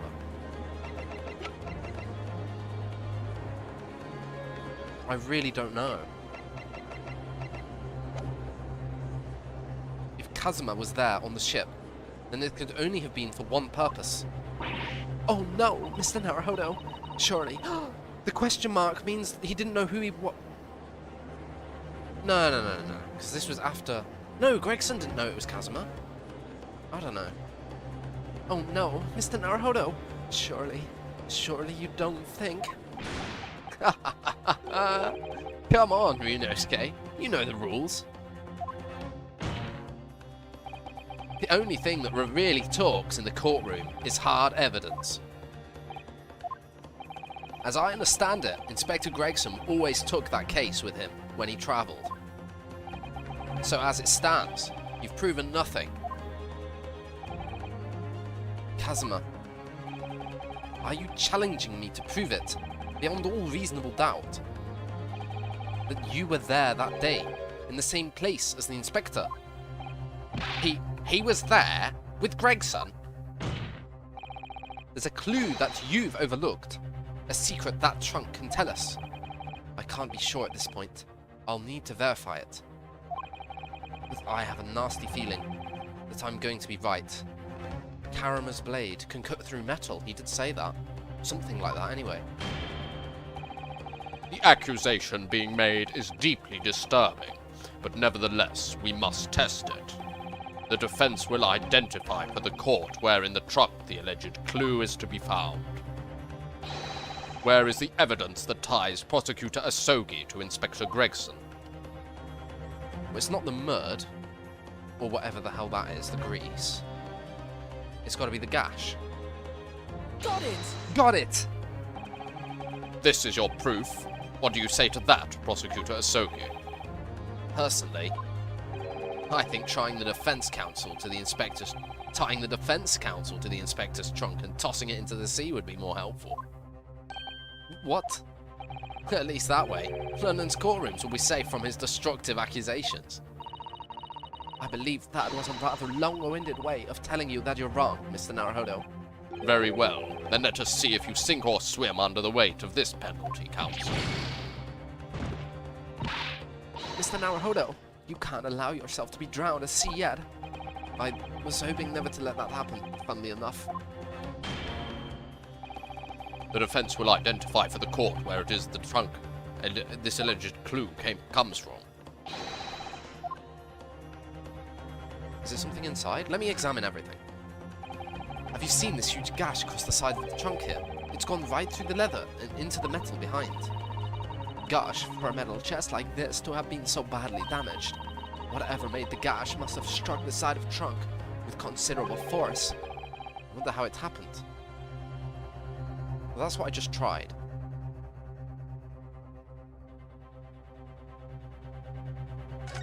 There's only, like, 3 things. Look at this dark stain here. Do you think? Yes, I'm afraid so. I think it's blood. Ugh, I knew you were going to say that. So that presumably means that this was present at the scene when Inspector Gregson was killed. It's the most logical conclusion, yes. To think Gina's been carrying this around with her. If you didn't know any better, I suppose it does look like a grease stain from all the fish and chips. Oh, I've never looked at the gash from the inside. Let's have a look inside.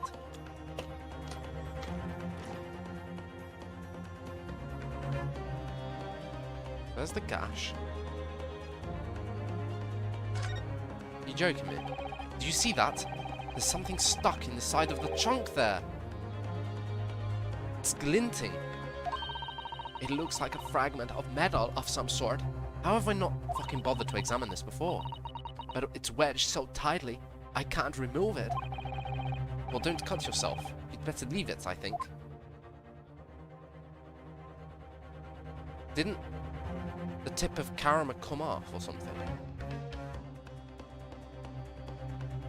He did, like, make a whole big effort of showing it me. How have I not spotted it before, man? Oh, no.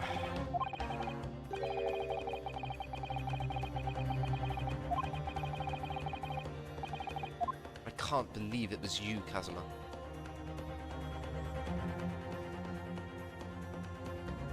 Got it! Got it! There's a small piece of metal lodged in the wall of the trunk here. Like the tip of a blade. Eh? A blade? Kazuma, slung around your waist, as ever today, is the esteemed blade Karama. Of course it is. Won't you draw it here in this courtroom for all to see? Exercise caution, my learned friend. That man is the son of London's most notorious killer. Bailiff, watch Prosecutor Asogi like a hawk. That won't be necessary.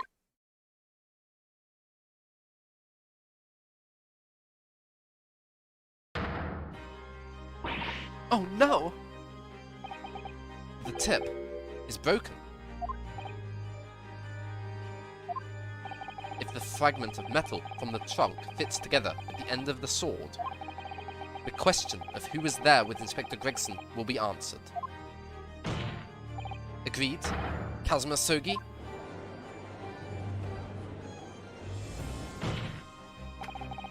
Expertly done, Ryunosuke. That's a point to you, and well deserved. Do you mean to tell the court, Prosecutor Sogi? Yes, on the 31st of October, I accompanied Inspector Gregson to Dunkirk in order to carry out a mission. So the additional person authorized to travel was me. And the mission was? The assassination of the Mark. What? What? You mean you're the killer whose name was omitted from this notebook?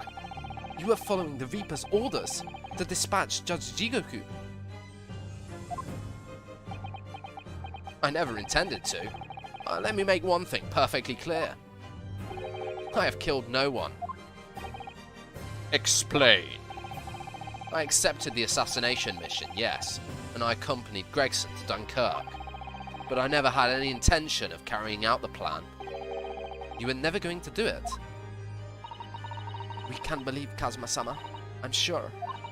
After all, Judge Jigoku arrived safely in London the following day.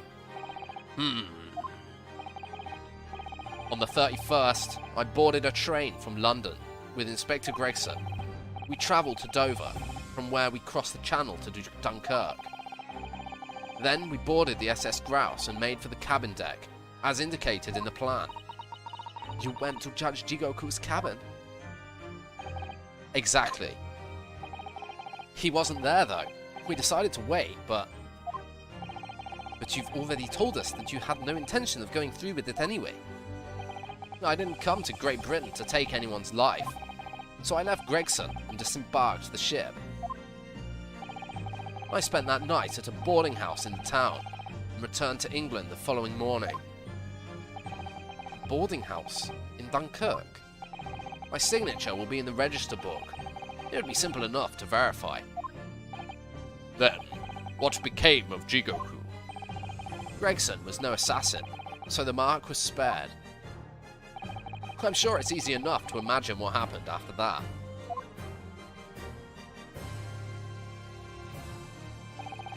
Gregson returned to England as well, having failed to complete the mission. He met with the Reaper in that room on Fresno Street to report the failure, causing the infuriated mastermind to pull the trigger.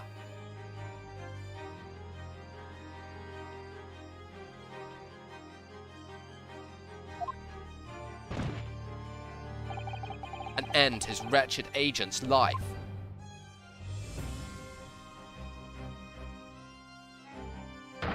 That's the real truth behind Inspector Gregson's murder. Objection! Objection.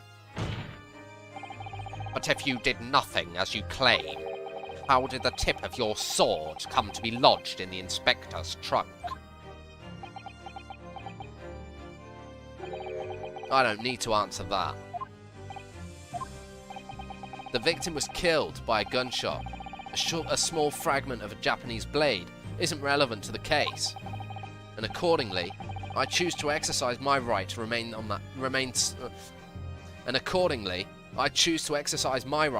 to silence on that matter.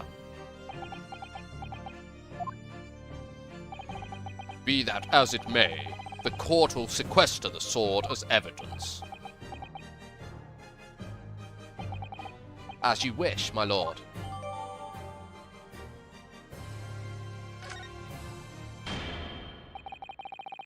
We must take immediate action now, to verify whether Seishiro Jigoku remains unharmed.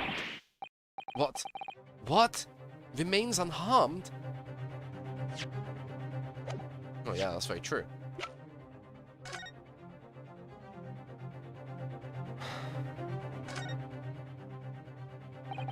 Karama, the great blade. It's such a thing of beauty. I want to gaze on it for hours.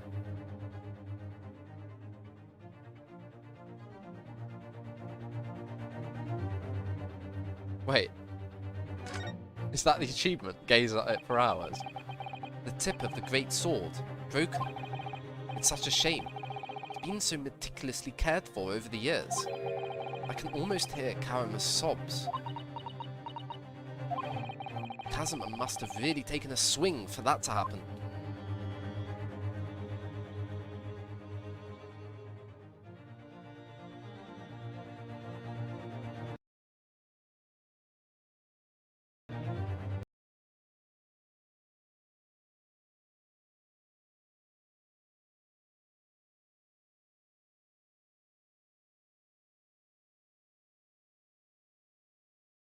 Okay. Apparently the achievement isn't until later. I checked the achievement, I didn't read it, I just saw it said in trial part 3. So all that taught me is that there's 3 parts to the trial, which, to be honest, was it going to be 2 parts? Let's be honest. What? Remains unharmed? I agree. That should be our first priority. It's recently come to my attention that he hasn't been seen since yesterday. How did you... When a foreign dignitary invited to Great Britain goes missing for 24 hours, it's only natural that the question of his safety should arise. You don't mean to say that you think Judge Jigoku may have been killed? The Reaper has more than one assassin at his disposal, and he has the power and influence to give orders from the inside of a prison cell. Isn't that right, Lord Van Zykes? If I were truly the Reaper, I'd be able to tell you.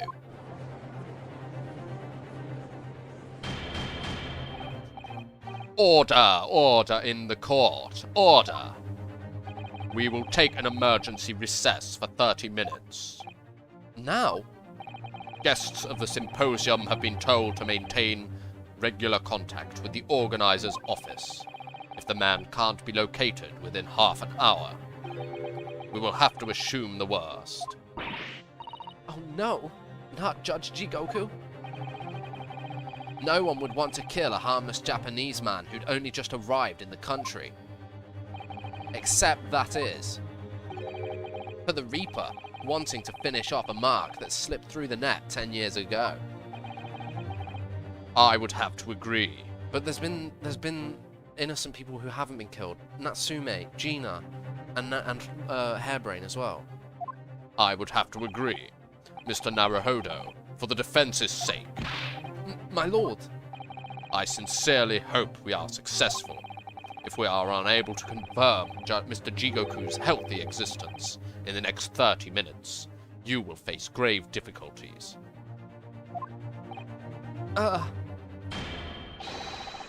Court is adjourned for 30 minutes.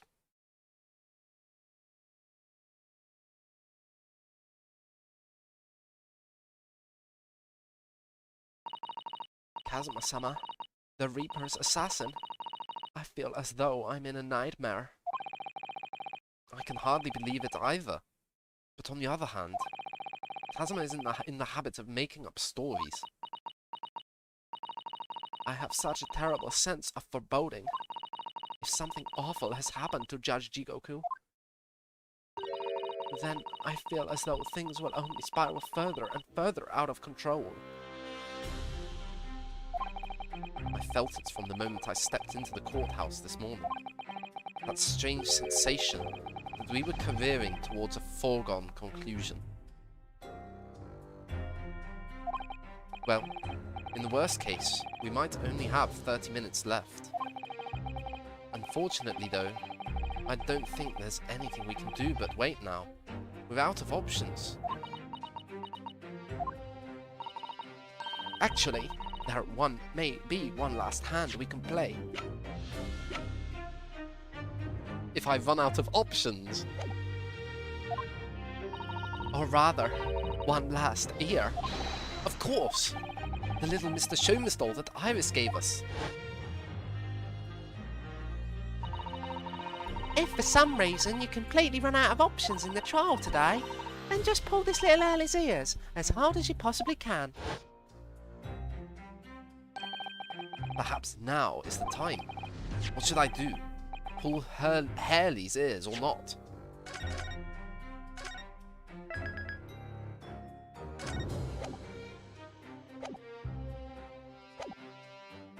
Nah, I'm gonna leave it. Bad ending. This is one of Iris's inventions. There's no telling what might happen. All I know, it could cause a huge explosion. I'm not sure you should be thinking like that, Mr. Naruhodo. Compared to the trial ending immediately after this recess, a huge explosion might be preferable. I'm not sure you should be thinking like that, Miss Susato. But I suppose you're right. If there was ever a time for taking a risk, it's now. Here goes then. I'm going to do it. Good luck, Mr. Naruhodo. No looking back. Ow! That scream sounded like Mr. Sholmes. Mr. Sholmes? Where are you? Here, my dear fellow, here! It's the Thol talking! Hold the airs again, Mr. Naruhodo, as hard as you can. Alright then, I'll put all my strength into it. Oh. Oh. Please, my dear fellows, you don't need to pull my ear off. Mr. Sholmes, Mr. Sholmes, where are you? Myself and my trusty partner are presently in the first-class cabin area of the SS Grouse. The SS Grouse? She left Dover last night, after the final pieces of cargo were loaded. We are currently docked at Dunkirk, but due to be underway again in half an hour. You've taken the ship to France? Please, even with my athletic prowess, I would struggle to jump the Straits of Dover. After we left Baker Street last night, let us engage. After we left Baker Street last night, we hurried by cab to the station and by train to the port, in order to board this vessel in time. So, you mean you'd already worked it out? That the steamship was where everything really took place? Ah, indeed, my dear fellow. That is one of Aleks Sholmes's marvellous deductions. Mr. Naruhodo, pray, what is my name? Aleks Sholmes, world-famous great detective. Recited to perfection. Note up. You're a genius, Mr. Sholmes. That's the only word for it. Ow, ow, ow, ow. Miss Susato, gently with this genius's ear, please. Oh my, I'm ever so sorry. Gently with this... If I may, Sholmes. Ah, there you are, Mikotoba. You may remember that it was in fact I who made the connection to the SS Grouse.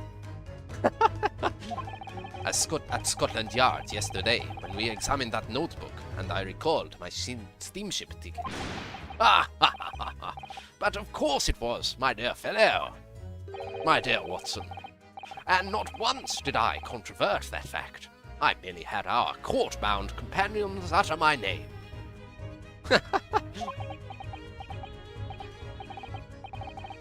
Yes, you did, didn't you? We've just entered the recess. The trial resumes in 30 minutes from now. And if we're unable to present any new leads then, I'm afraid to say...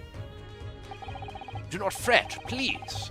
It's for precisely that purpose that my great partner and I have made this journey. I have no doubt we shall have welcome news for you within a half hour.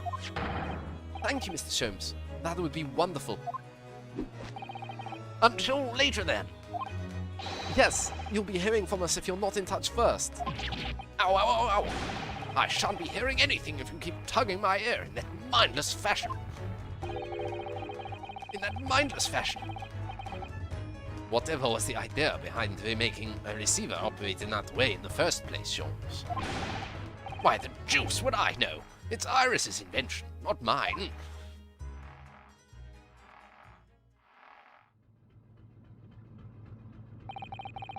Whilst I know how much you enjoy being the hero of the hour, Sholmes, we have but half that now before the Grouse puts to sea again.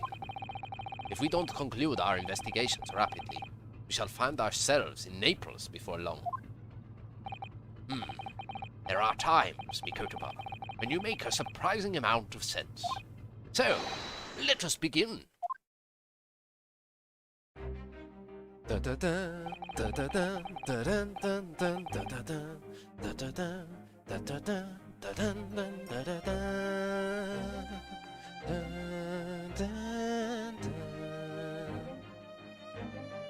First class cabin number 2. Yes, this is the one. I can't read the court record. I'm not a lawyer. I cannot read the court record. I can read the well, what I can read is I don't know. I can read medical textbooks. That is for certain. First class cabin number 2. Yes, this is the one. But I don't believe an investigation of the cabin is going to be plain sailing. That crewman standing in front of the door is an angry-looking fellow. Why are you all loitering here? Who are you? My dear fellow, you do not recognize a world-famous great detective when you see one. The question really ought to be, who are you? Do you not recognize world-traveling great sailor Chicken Stroganoff when you see? Oh. It's beef. I am Beef Stroganoff brother. Oh, it says Sholmes on his arm. Do you not recognize world-traveling great sailor Chicken Stroganoff when you see? Great detective? Ha! I don't think so. Do you see that, Mikotoba? It would appear that this man is a devoted follower of mine.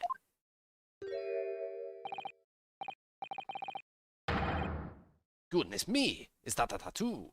That says Sholmes. I must say, whilst such adoration is flattering, naturally, it does leave me a little cold. What are you talking about? Leave now! How distressing! My loyal devotee knows me only by name and not by appearance. And yet, I already know a great deal about you, sir. You have a brother, I believe. Like yourself, he's a shipman. Currently traveling the world aboard a Russian steamship, in fact. How could you know this? Elementary, my dear Mikotoba.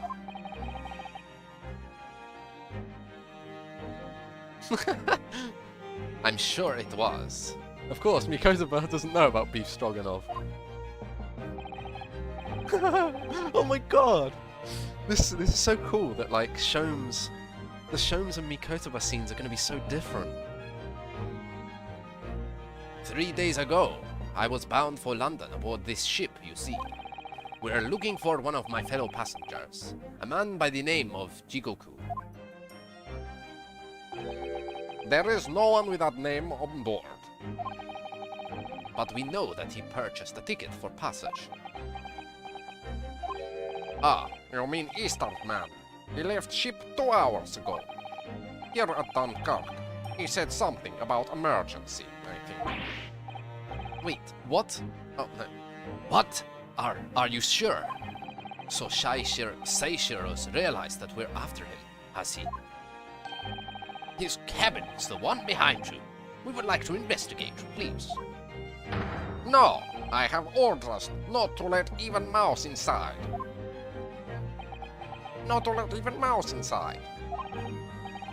Mikotoba, be a good man and draw this sailor's attention away, would you?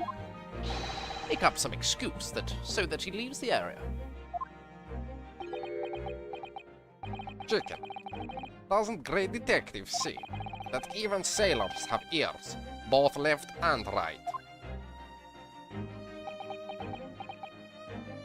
Curses! The plan is ruined! And you have only yourself to blame, I'm afraid, Sholmes. Forget it. Cabin door is locked. Even if I am not here, you cannot get inside. Mikotoba, I'm sure you haven't forgotten my special talent, have you? Opening any lock. Within a mere 5 seconds. So, if you'd be so kind as to afford me the requisite time, old friend, in your typically accommodating manner. How could I refuse such a typically unappealing request, old friend? So I need to distract that burly sailor for 5 seconds, do I? Good man. So, the game is afoot.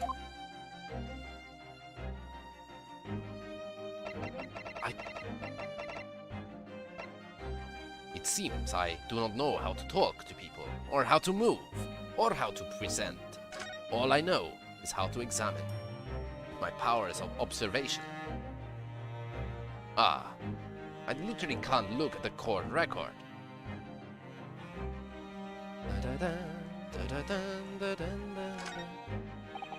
This would appear to be an alarm bell. All hell would break loose if that thing were to ring. The whole crew would know about it. No, I think not. That would never work, surely. I need to concoct another distraction. That's another first-class cabin, and yet its door is completely unguarded. Empty as well. I had a quick look inside earlier. Though I confess, I didn't investigate the wardrobe. There may very well have been a young Japanese fellow inside, perspiring merrily. If you're referring to Naruhodo, you know very well that he's currently perspiring merrily in court. Does it not strike you, though, Mikotoba? Why the man stands guard only in the front of this cabin, when both are apparently vacant?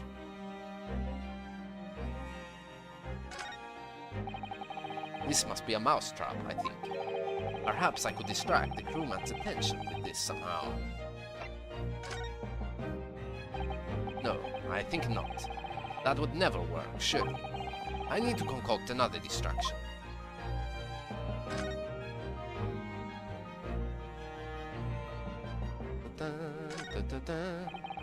That's the way back to the deck.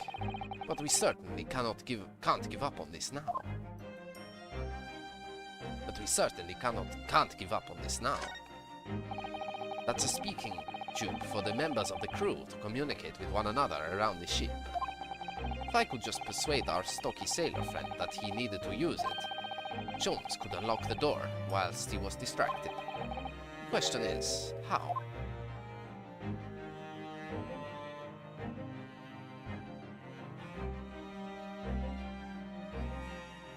What's this? That's a speaking tube.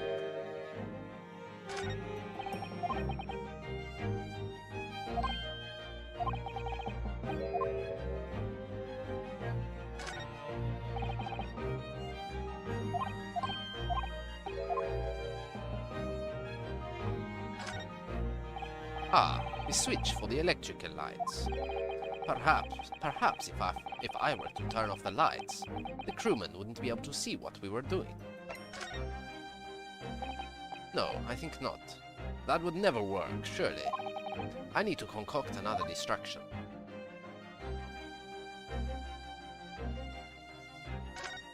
Okay, let's formulate a plan. No, let's formulate a plan. How am I going to distract the crewman? He needs to come over here last. Why would he go over there if there was some panic or something to inform people about? It would help if he was in the dark. No, if he was in the dark, he couldn't find it. If we set off the alarm, it would cause far too much chaos. I think there might be an order to do things in.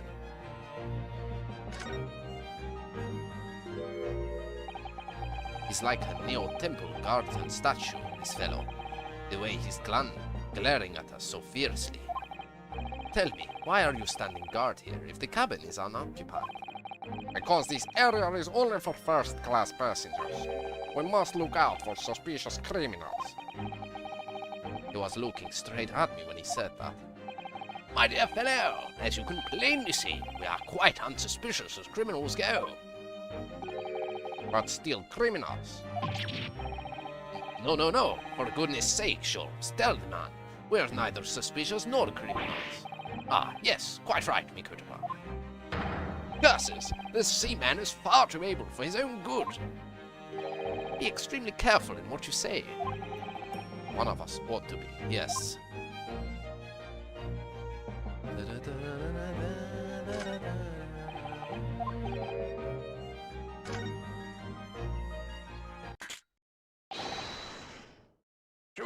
Sure. That sounds like Big Mouse in trouble. I will bring bucket of water later and put out of misery. Oh, he was pretending. In any case, my dear fellow, that was quite unconvincing. Only Japanese mice make a true sound. Oh, really, Sholmes? And pray tell, what do Russian mice make? What do Russian mice make? PP, naturally. Though also quite unconvincing, I readily admit. So go ahead, Mikotoba. Do a PP this time. No, thank you. I'm sure I can come up with an alternative solution.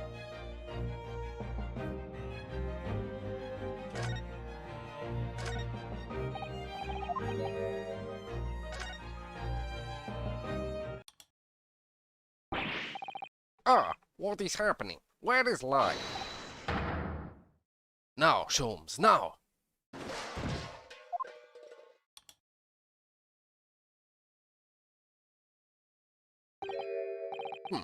Nobody there.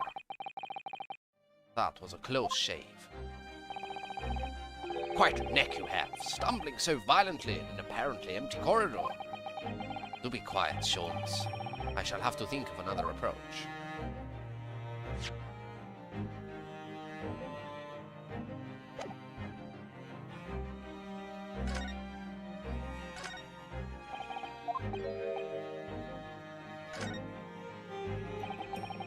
Here goes then.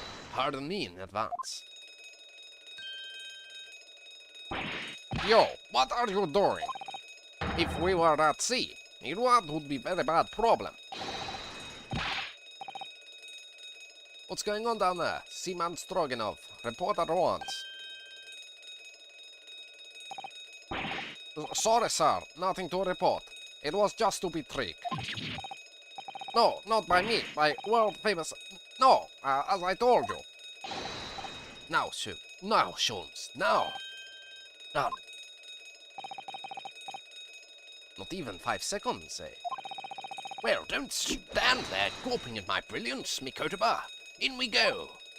Oh, yes.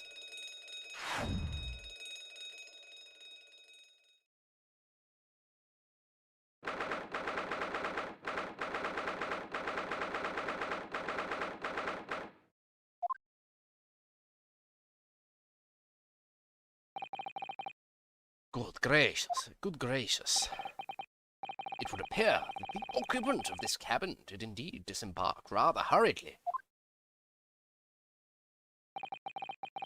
Those clothes on the floor there, they're Seishiro's, without question. Seishiro's, without question. Well, it seems we are just a little too late. Yes, by about 2 hours. Still, whilst we're here, we should investigate thoroughly. There may well be 2 hours' worth of clues to find in here. But that burly crewman may return at any moment, Sholmes. Indeed he may. Which makes this all the more thrilling. A timed thing. Oh no, it's not actually timed. According to the report I was given, Naruhodo was concealing himself in Asogi's wardrobe. Indeed he was, and it was of a similar size to this one. Ah, you must climb inside yourself, my dear fellow. What? Whatever for? It was the site of my first fatal meeting with Mr. Naruhodo. You can experience the moment for yourself now, complete with my dramatic rhetoric. Come along now, in you go. This will only take a moment. Really, Sholmes, surely you can just tell me what you said. Well, I uttered some brilliant remark and opened the wardrobe to reveal the stowaway murderer. I think I'll just read about it in the Adventures of Sherlock Holmes. Right, what else have we in this room? I'm getting used to the Mikotoba voice, very slowly but surely. This has been moved. That is very strange. The wall is of a slightly different color just here. Do you see? Indeed, what you have observed arises when a frame that has been hanging for some time is removed. Perhaps your friend is an art thief. Now there's a bold deduction worthy of a great detective, I'm sure. He may very well be the elusive thief who has been plaguing France's galleries of late. I think perhaps we should focus our attentions elsewhere, Sholmes, don't you? That outline on the wall. I feel as though I might have spotted something of a similar shape and size elsewhere. Plenty of reading material to keep passengers occupied on the long sea voyages. I found the mixture of the classic literature and easy reading to be most satisfactory, I must say. Sus, whoever stocked this bookcase was a hopeless heretic. There's no copy of the Adventures of Aleks Sholmes, my dear fellows. I'm afraid it's just me, but no, you're quite right. More blasphemous than overlooking the Bible. I shall leave a copy behind. I just happen to have one with me.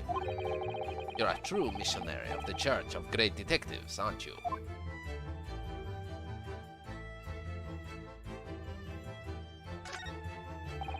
All the doors on this vessel have locks, I believe. A wise idea. You never know where and when criminals may strike.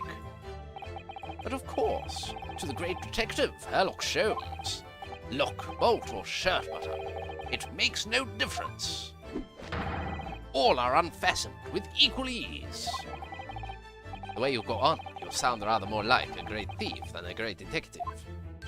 My dear Mikotoba, as long as there is greatness, I am quite satisfied. Ah, of course you are. That's a substantial heap of clothes on the floor. An overcoat, shirts, a dressing gown. Momohiki work trousers, a Tanzen robe, a haramaki waistband.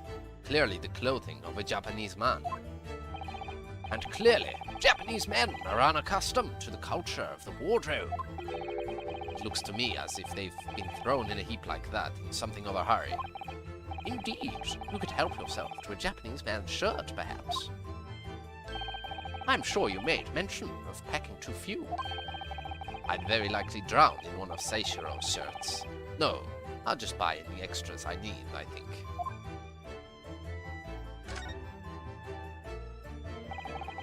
That's a very sizable trunk indeed. Seishiro is partial to all things large. And a rather clumsy fellow. If he failed to notice, he'd left that behind. Perhaps he left it on purpose. It's lighter than you might think, but still a hindrance to speedy escape. Pity. It's locked, so we can't look inside. Surely 5 seconds from now, the situation will be quite different, though. Sadly not. It has a 7-digit combination lock. Do you not know of the art of shimming a lock, a combination lock? If you put a metal shim between the scroller wheels, then you'll be able to hit the thing that opens the lock. Perhaps. And I'm not in a morose enough mood to walk through all the combinations at present.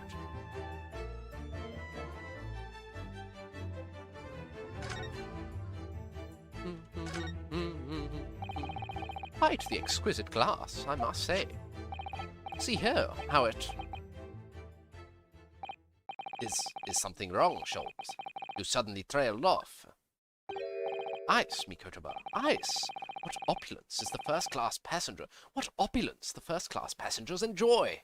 Chilled drinks. Pardon? Could it be that this steamship is equipped with an electrically refrigerated cold room, do you think? Ah, well, it is a luxury liner, after all. They have enormous refrigerators for storing all sorts of lavish produce as well as ice. On our voyage from Japan, we enjoyed culinary delights from all over the world. Suddenly, Mikotoba, the sight of you is making my mouth water. I haven't taken on the flavor of the food I ate, you know.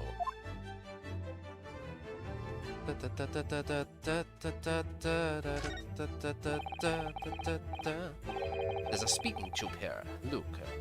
Though it's been stoppered with some cloth. So the voices of the crewmen on the bridge aren't an annoyance, I suppose. Or indeed, so that the voices in this cabin aren't heard elsewhere. Would something have happened in here that was for no one else's ears, do you think? Either that, or it could be to prevent snakes from entering. That's really become a favorite case of yours, hasn't it?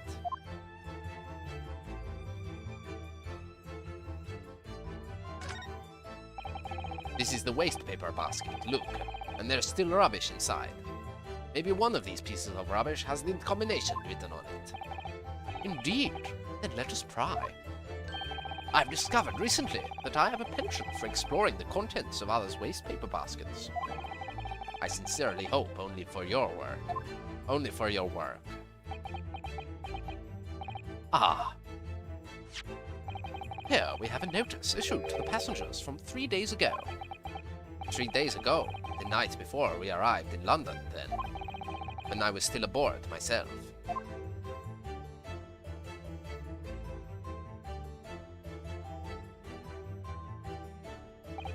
Ah, yes.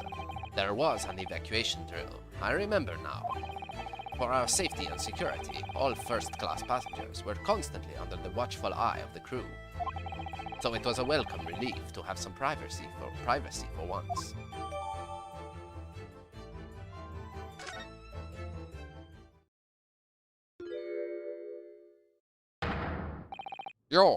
You are still here. Ah, Able Seaman Stroganoff. Hello again. I was beginning to think you'd never materialize. You are waiting for me. Of course, I was expecting you to burst in with a hearty Russian profanity. Far sooner. I was in trouble with Captain because of trick you played before. Poor innocent chicken. It is all your fault. Ship is leaving port soon. Get off, now. Of course, we shall disembark presently, my dear fellow. But first, there is something that must be done. What are you talking about? Why, naturally. The debunking of your deceit and the bearing of the truth. Какой? I'm afraid I see through your lies. For one thing, Mr. Jigoku has not yet left this vessel at all. Ah, And for another, my dear Seaman Stroganoff. You know exactly where the man is, even as we speak, don't you? how can you? Good gracious, Shores. You mean you've worked it out? All of it? It's really been too long, hasn't it, old friend? 10 years, no less. So, would you care to join me for a dance of my inimitable logic and reasoning? Nothing would please me more. What is this? We have but minutes until the vessel puts to sea. No games now. Time is of the essence. Mr. Stroganoff, allow me to remind you of your earlier claim. You told us that Jigoku left the ship some 2 hours ago. Da, that is what I said. Sadly, that was a rather clumsy lie. You see, there is something in this room that quite clearly contradicts it. It's the ice glass, I'm sure. What? Ah, yes, of course. I see you've noticed it too, Mikotoba. Then please, do take the lead. What in this cabin shows the impossibility of Jigoku having disembarked for 2 hours? Let's see what the last 3 years have done to your observational skills then, Mikotoba. It's been 10 years since we last did this, Sholmes, not 3. Why, of course it has, quite. Now, all the clues are here in this cabin for your eyes to see. Oh, this is a subdued version.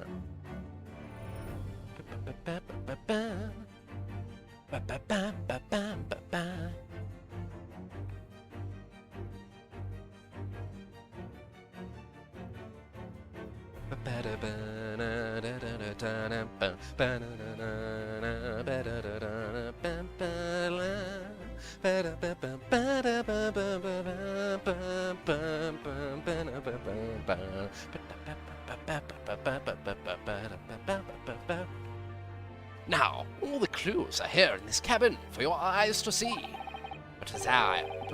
But as I always say, you must not merely look, but observe. Observe, and the answers become clear.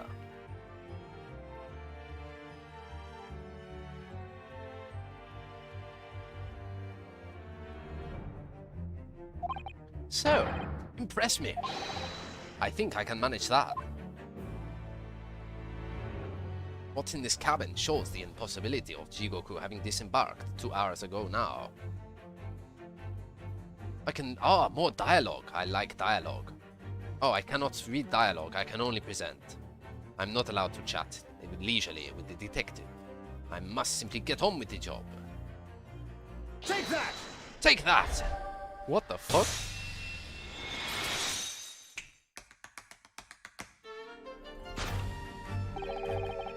Perhaps you should have cleaned away that glass.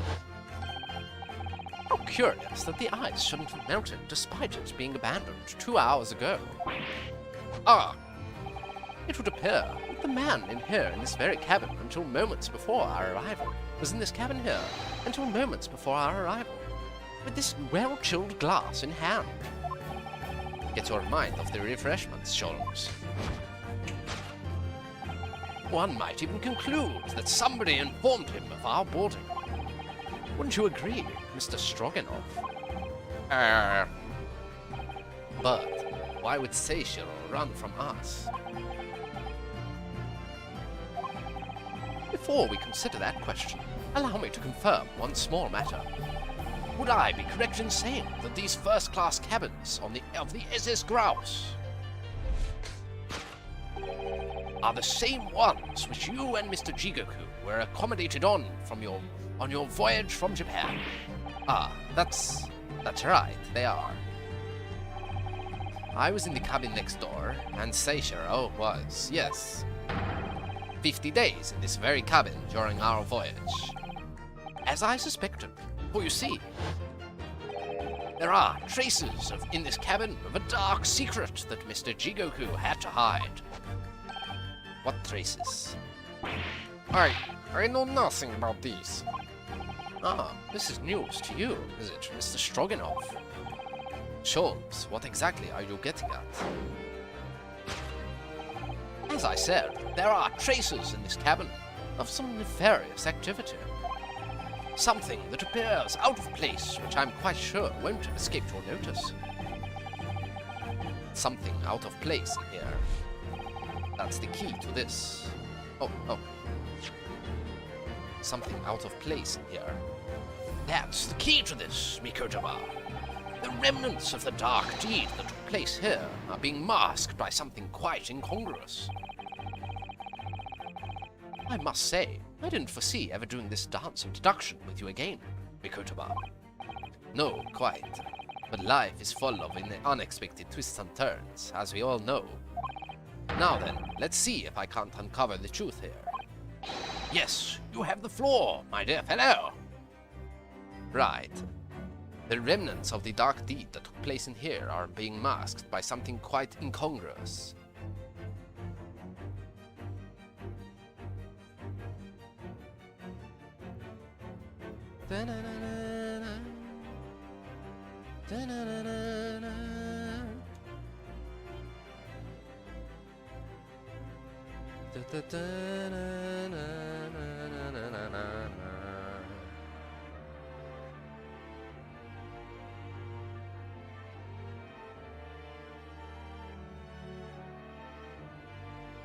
Oh, there's a bloodstain behind this. There must be.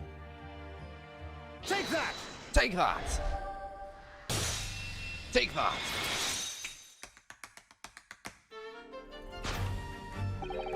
It's the rules of passage in this frame here. They're obviously out of place. The way they're hanging crooked on the wall, as if they were put there in a hurry.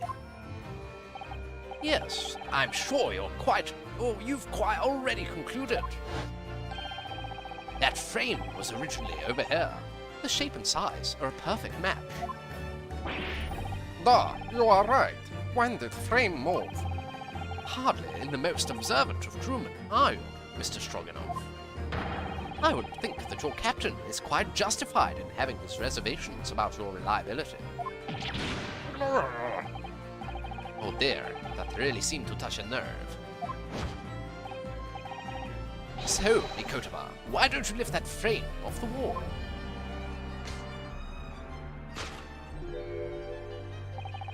That looks like a bullet hole. What? Who has been shooting walls? I see the projectile has been removed. Clearly, the careful occupant of this room has already disposed of it. Now then, Mr. Stroganoff. I have the distinct impression that you're attempting to shield said occupant. I don't know what you're talking about. Why would I try to protect Eastern Stranger? Ah, so we're talking about the same man, I see. Good. I'm sure we can get to the bottom of this in no time, aren't you? Because there's some very noteworthy evidence that explains the reason why you're lying for the man. Yes, you've been told to keep up this pretense, as clearly shown by... I really don't know how to approach this one, Sholmes. Ah, my dear Mikotaba, simply keep first principles in mind. Study your subject from every angle, and I'm quite sure that you'll see it. In fact, I'd put a wager on it. So I'm to glare at the fellow from all sides? Well, I can certainly do that.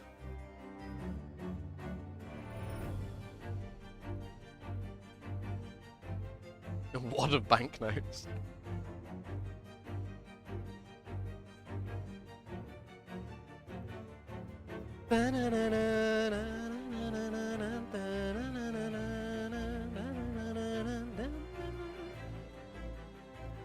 Take that! Take that!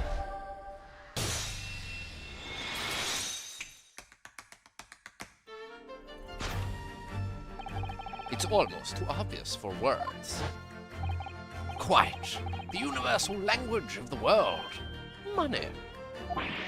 And I'd wager that that Eastern fellow in question is Seishiro Jigoku. Jigoku, yes? Grr! So, I presume you realize what this means. There are clear signs that the crime has been committed in this cabin. And the way you're going, sir, you'll find yourself accused of being an accomplice. But... I believe you know, Mr. Stroganoff. You know where Mr. Jigoku is hiding in this precise moment in time.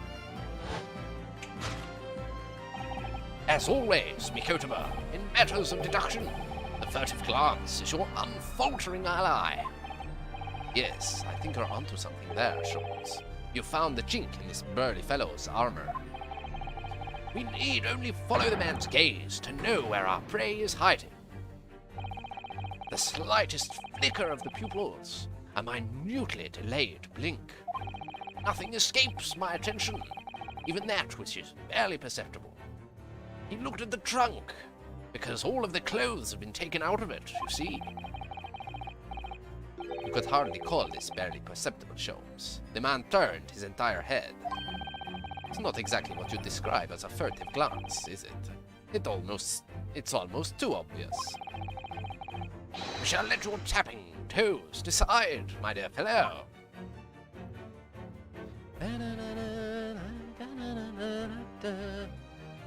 Take that!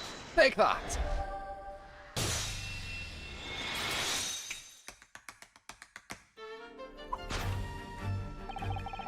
You turned immediately to look at this large trunk, didn't you?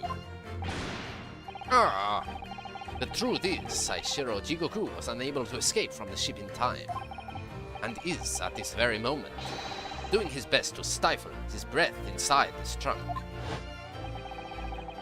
If he still has a breath to take, I fear he may be running dangerously low on air. I imagine he didn't count on us making a nuisance of ourselves for quite so long. I think it would be in everyone's best interests for us to open the trunk as quickly as possible. But how can we? Are you forgetting the combination lock? We don't even know the 7-digit code. The combination lock can't be opened from inside the trunk. Therefore, there must have been an arrangement for somebody to open it after our departure. Of course.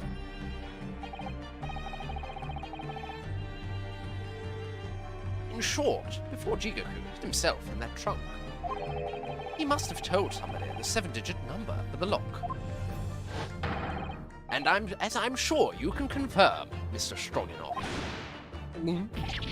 no, I know nothing about combination code. Oh, 5? Oh, it's upside down. Oh my god, what a classic.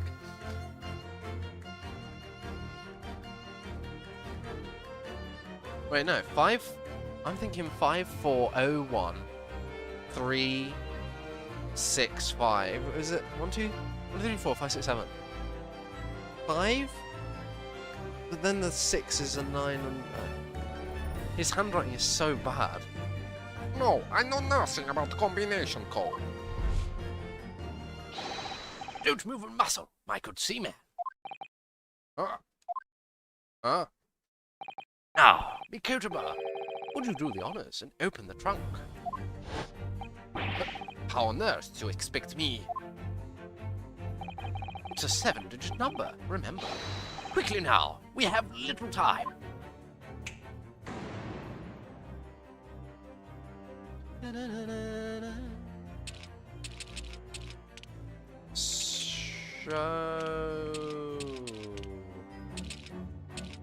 Oh, sorry. Show...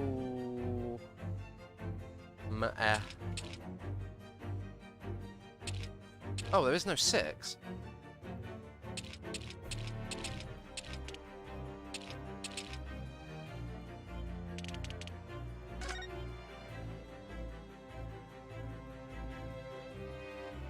It only goes to 5.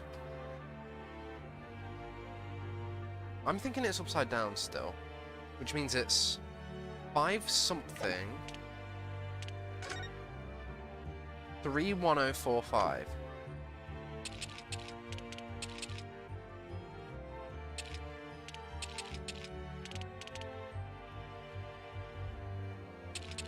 It's just a matter of what the H is. Wait, one second. Let's use writing logic. If you're writing on your left arm, that's this side of his arm. If you're writing on that side of your arm, yeah, it would be upside down. 100% it would be upside down if you wrote like that.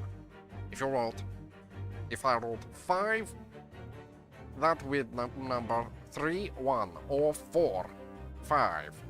It would be upside down.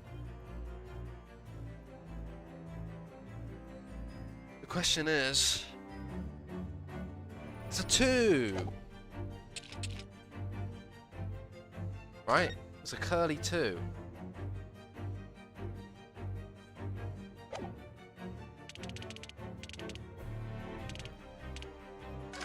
Oh my god! Shutakumi! Thank you so much for putting puzzles in here. This is so fun. It is 5231045. Take that! Take that!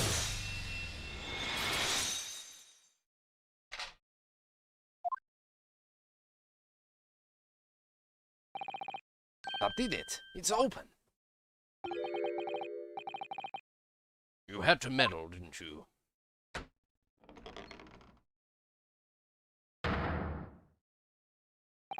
Well, Eugene, you found me now. You found me now. No. Guilty. You found me now. Seishiro.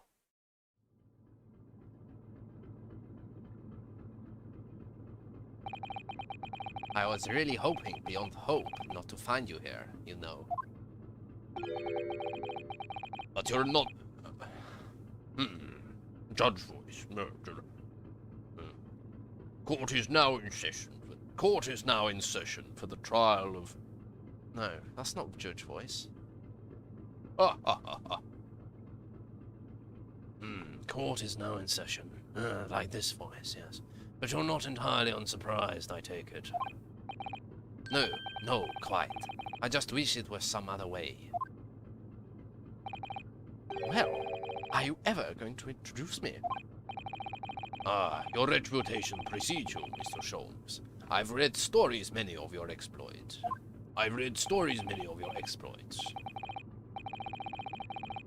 Excuse my manners, Sholmes. This is Mr. Jigoku, my old friend and traveling companion. The devil is in the details, Mikotoba. I believe you meant to say your old friend and traveling companion. You made the cowardly decision to flee the country without a word to anyone when things turned sour. I see my reputation precedes me as well. What an honor. What an honor. Guilty. Not guilty. I don't know how to do this guy's voice.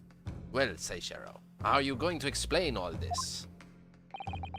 You know it all by now, I imagine.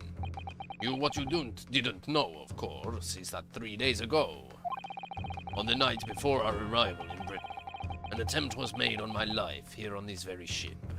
That's it, I'm gonna do it like this. By the Reaper of the Bailey. Yes, I've since heard. Because you were once prosecuted by the Reaper, weren't you? 10 years ago now, mind you.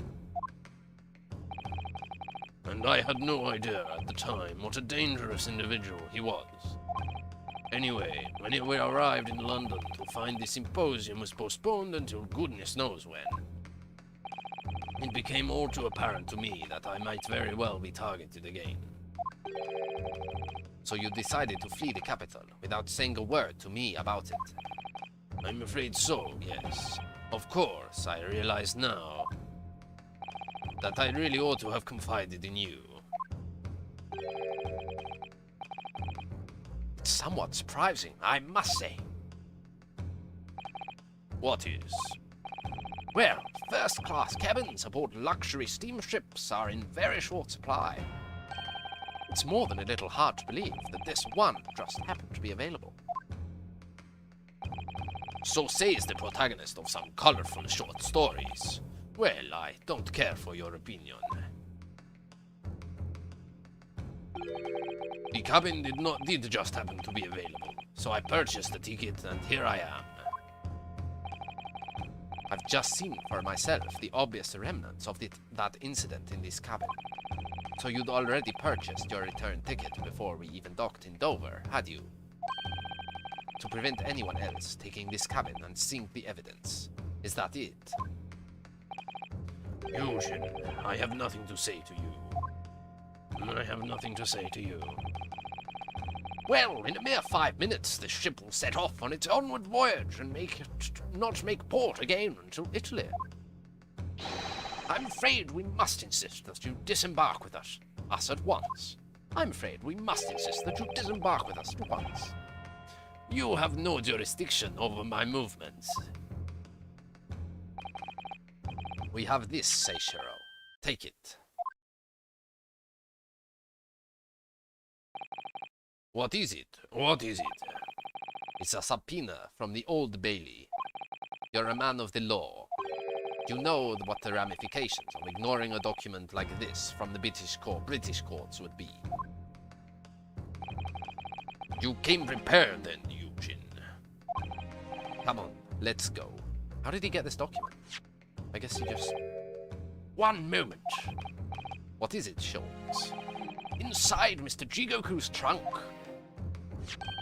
I found this rather fascinating trinket.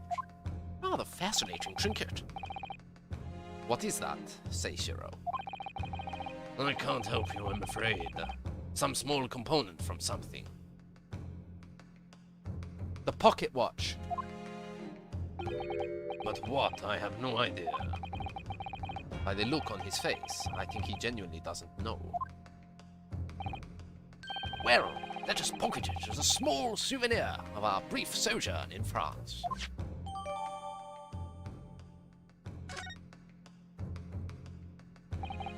Well, young Naruhodo, I think we've done as much as we can, I'm afraid.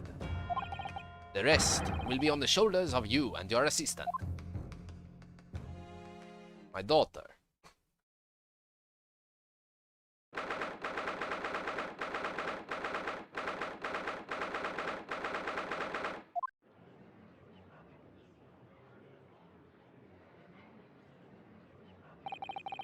Kazuma Asogi, I know you, and I know you wouldn't lie, but still, there's no doubt that you're holding something back.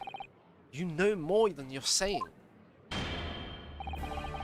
During the past 30 minutes while this court was adjourned, all possible efforts were expended. But sadly, Mr. Jigoku's whereabouts could not be ascertained. We must accept the unfortunate conclusion that the Reaper has already done the deed.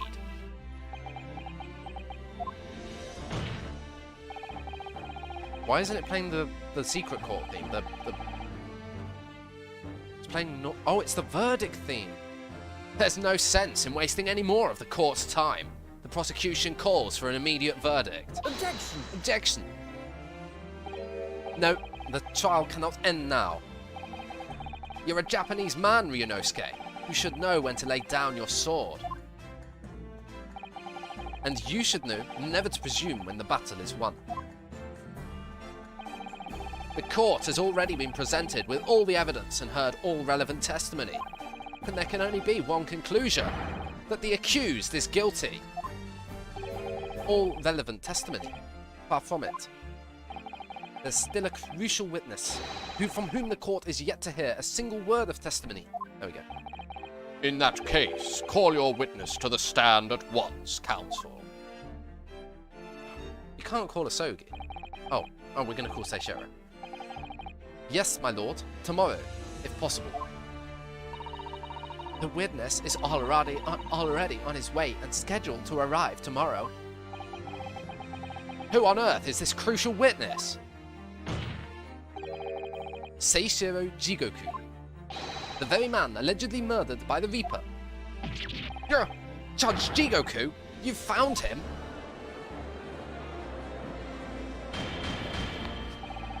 But the investigations of every policing resource in the capital suggest that Jigoku is already dead.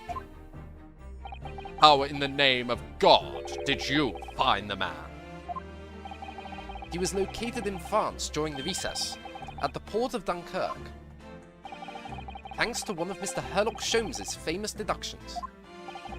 Herlock Sholmes. Inspector Gregson almost certainly met with Mr. Jigoku on the night of his death. Because along with the prosecutor Asogi, Gregson was on a mission to assassinate the man.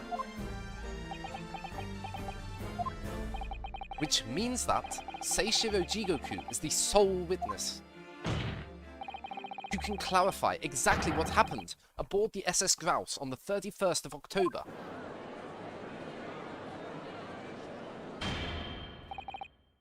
Well, it would appear that it's too soon to move to adjudication at this point. The prosecution concurs. The court must hear Mr. Jigoku's testimony. No judgments should be passed until all testimony has been considered. In that case, I hereby call the end of today's proceedings. Court will reconvene at the same hour tomorrow. No objections from either side? No, my lord.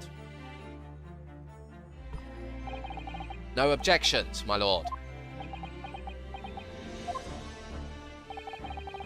We live to fight another day. By the skin of our teeth.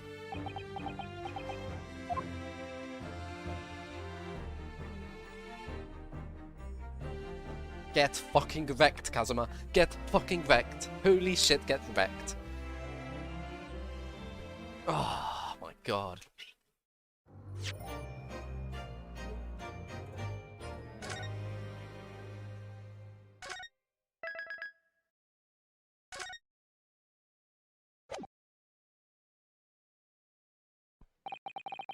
unexpected halt of proceedings sent a clamour around the courtroom. But outside the Bailey, where Londoners knew nothing of the secret trial within, it was a typical still night. Then, at a little past 8 o'clock that evening, Mr. Sholmes and his partner returned to Baker Street.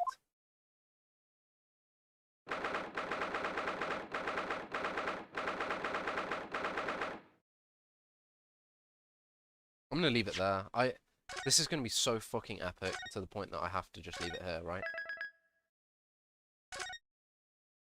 Yeah, I'm gonna have to leave it here. There's no way I can like get through more than this, and I wanna savor it, man. I wanna savor it.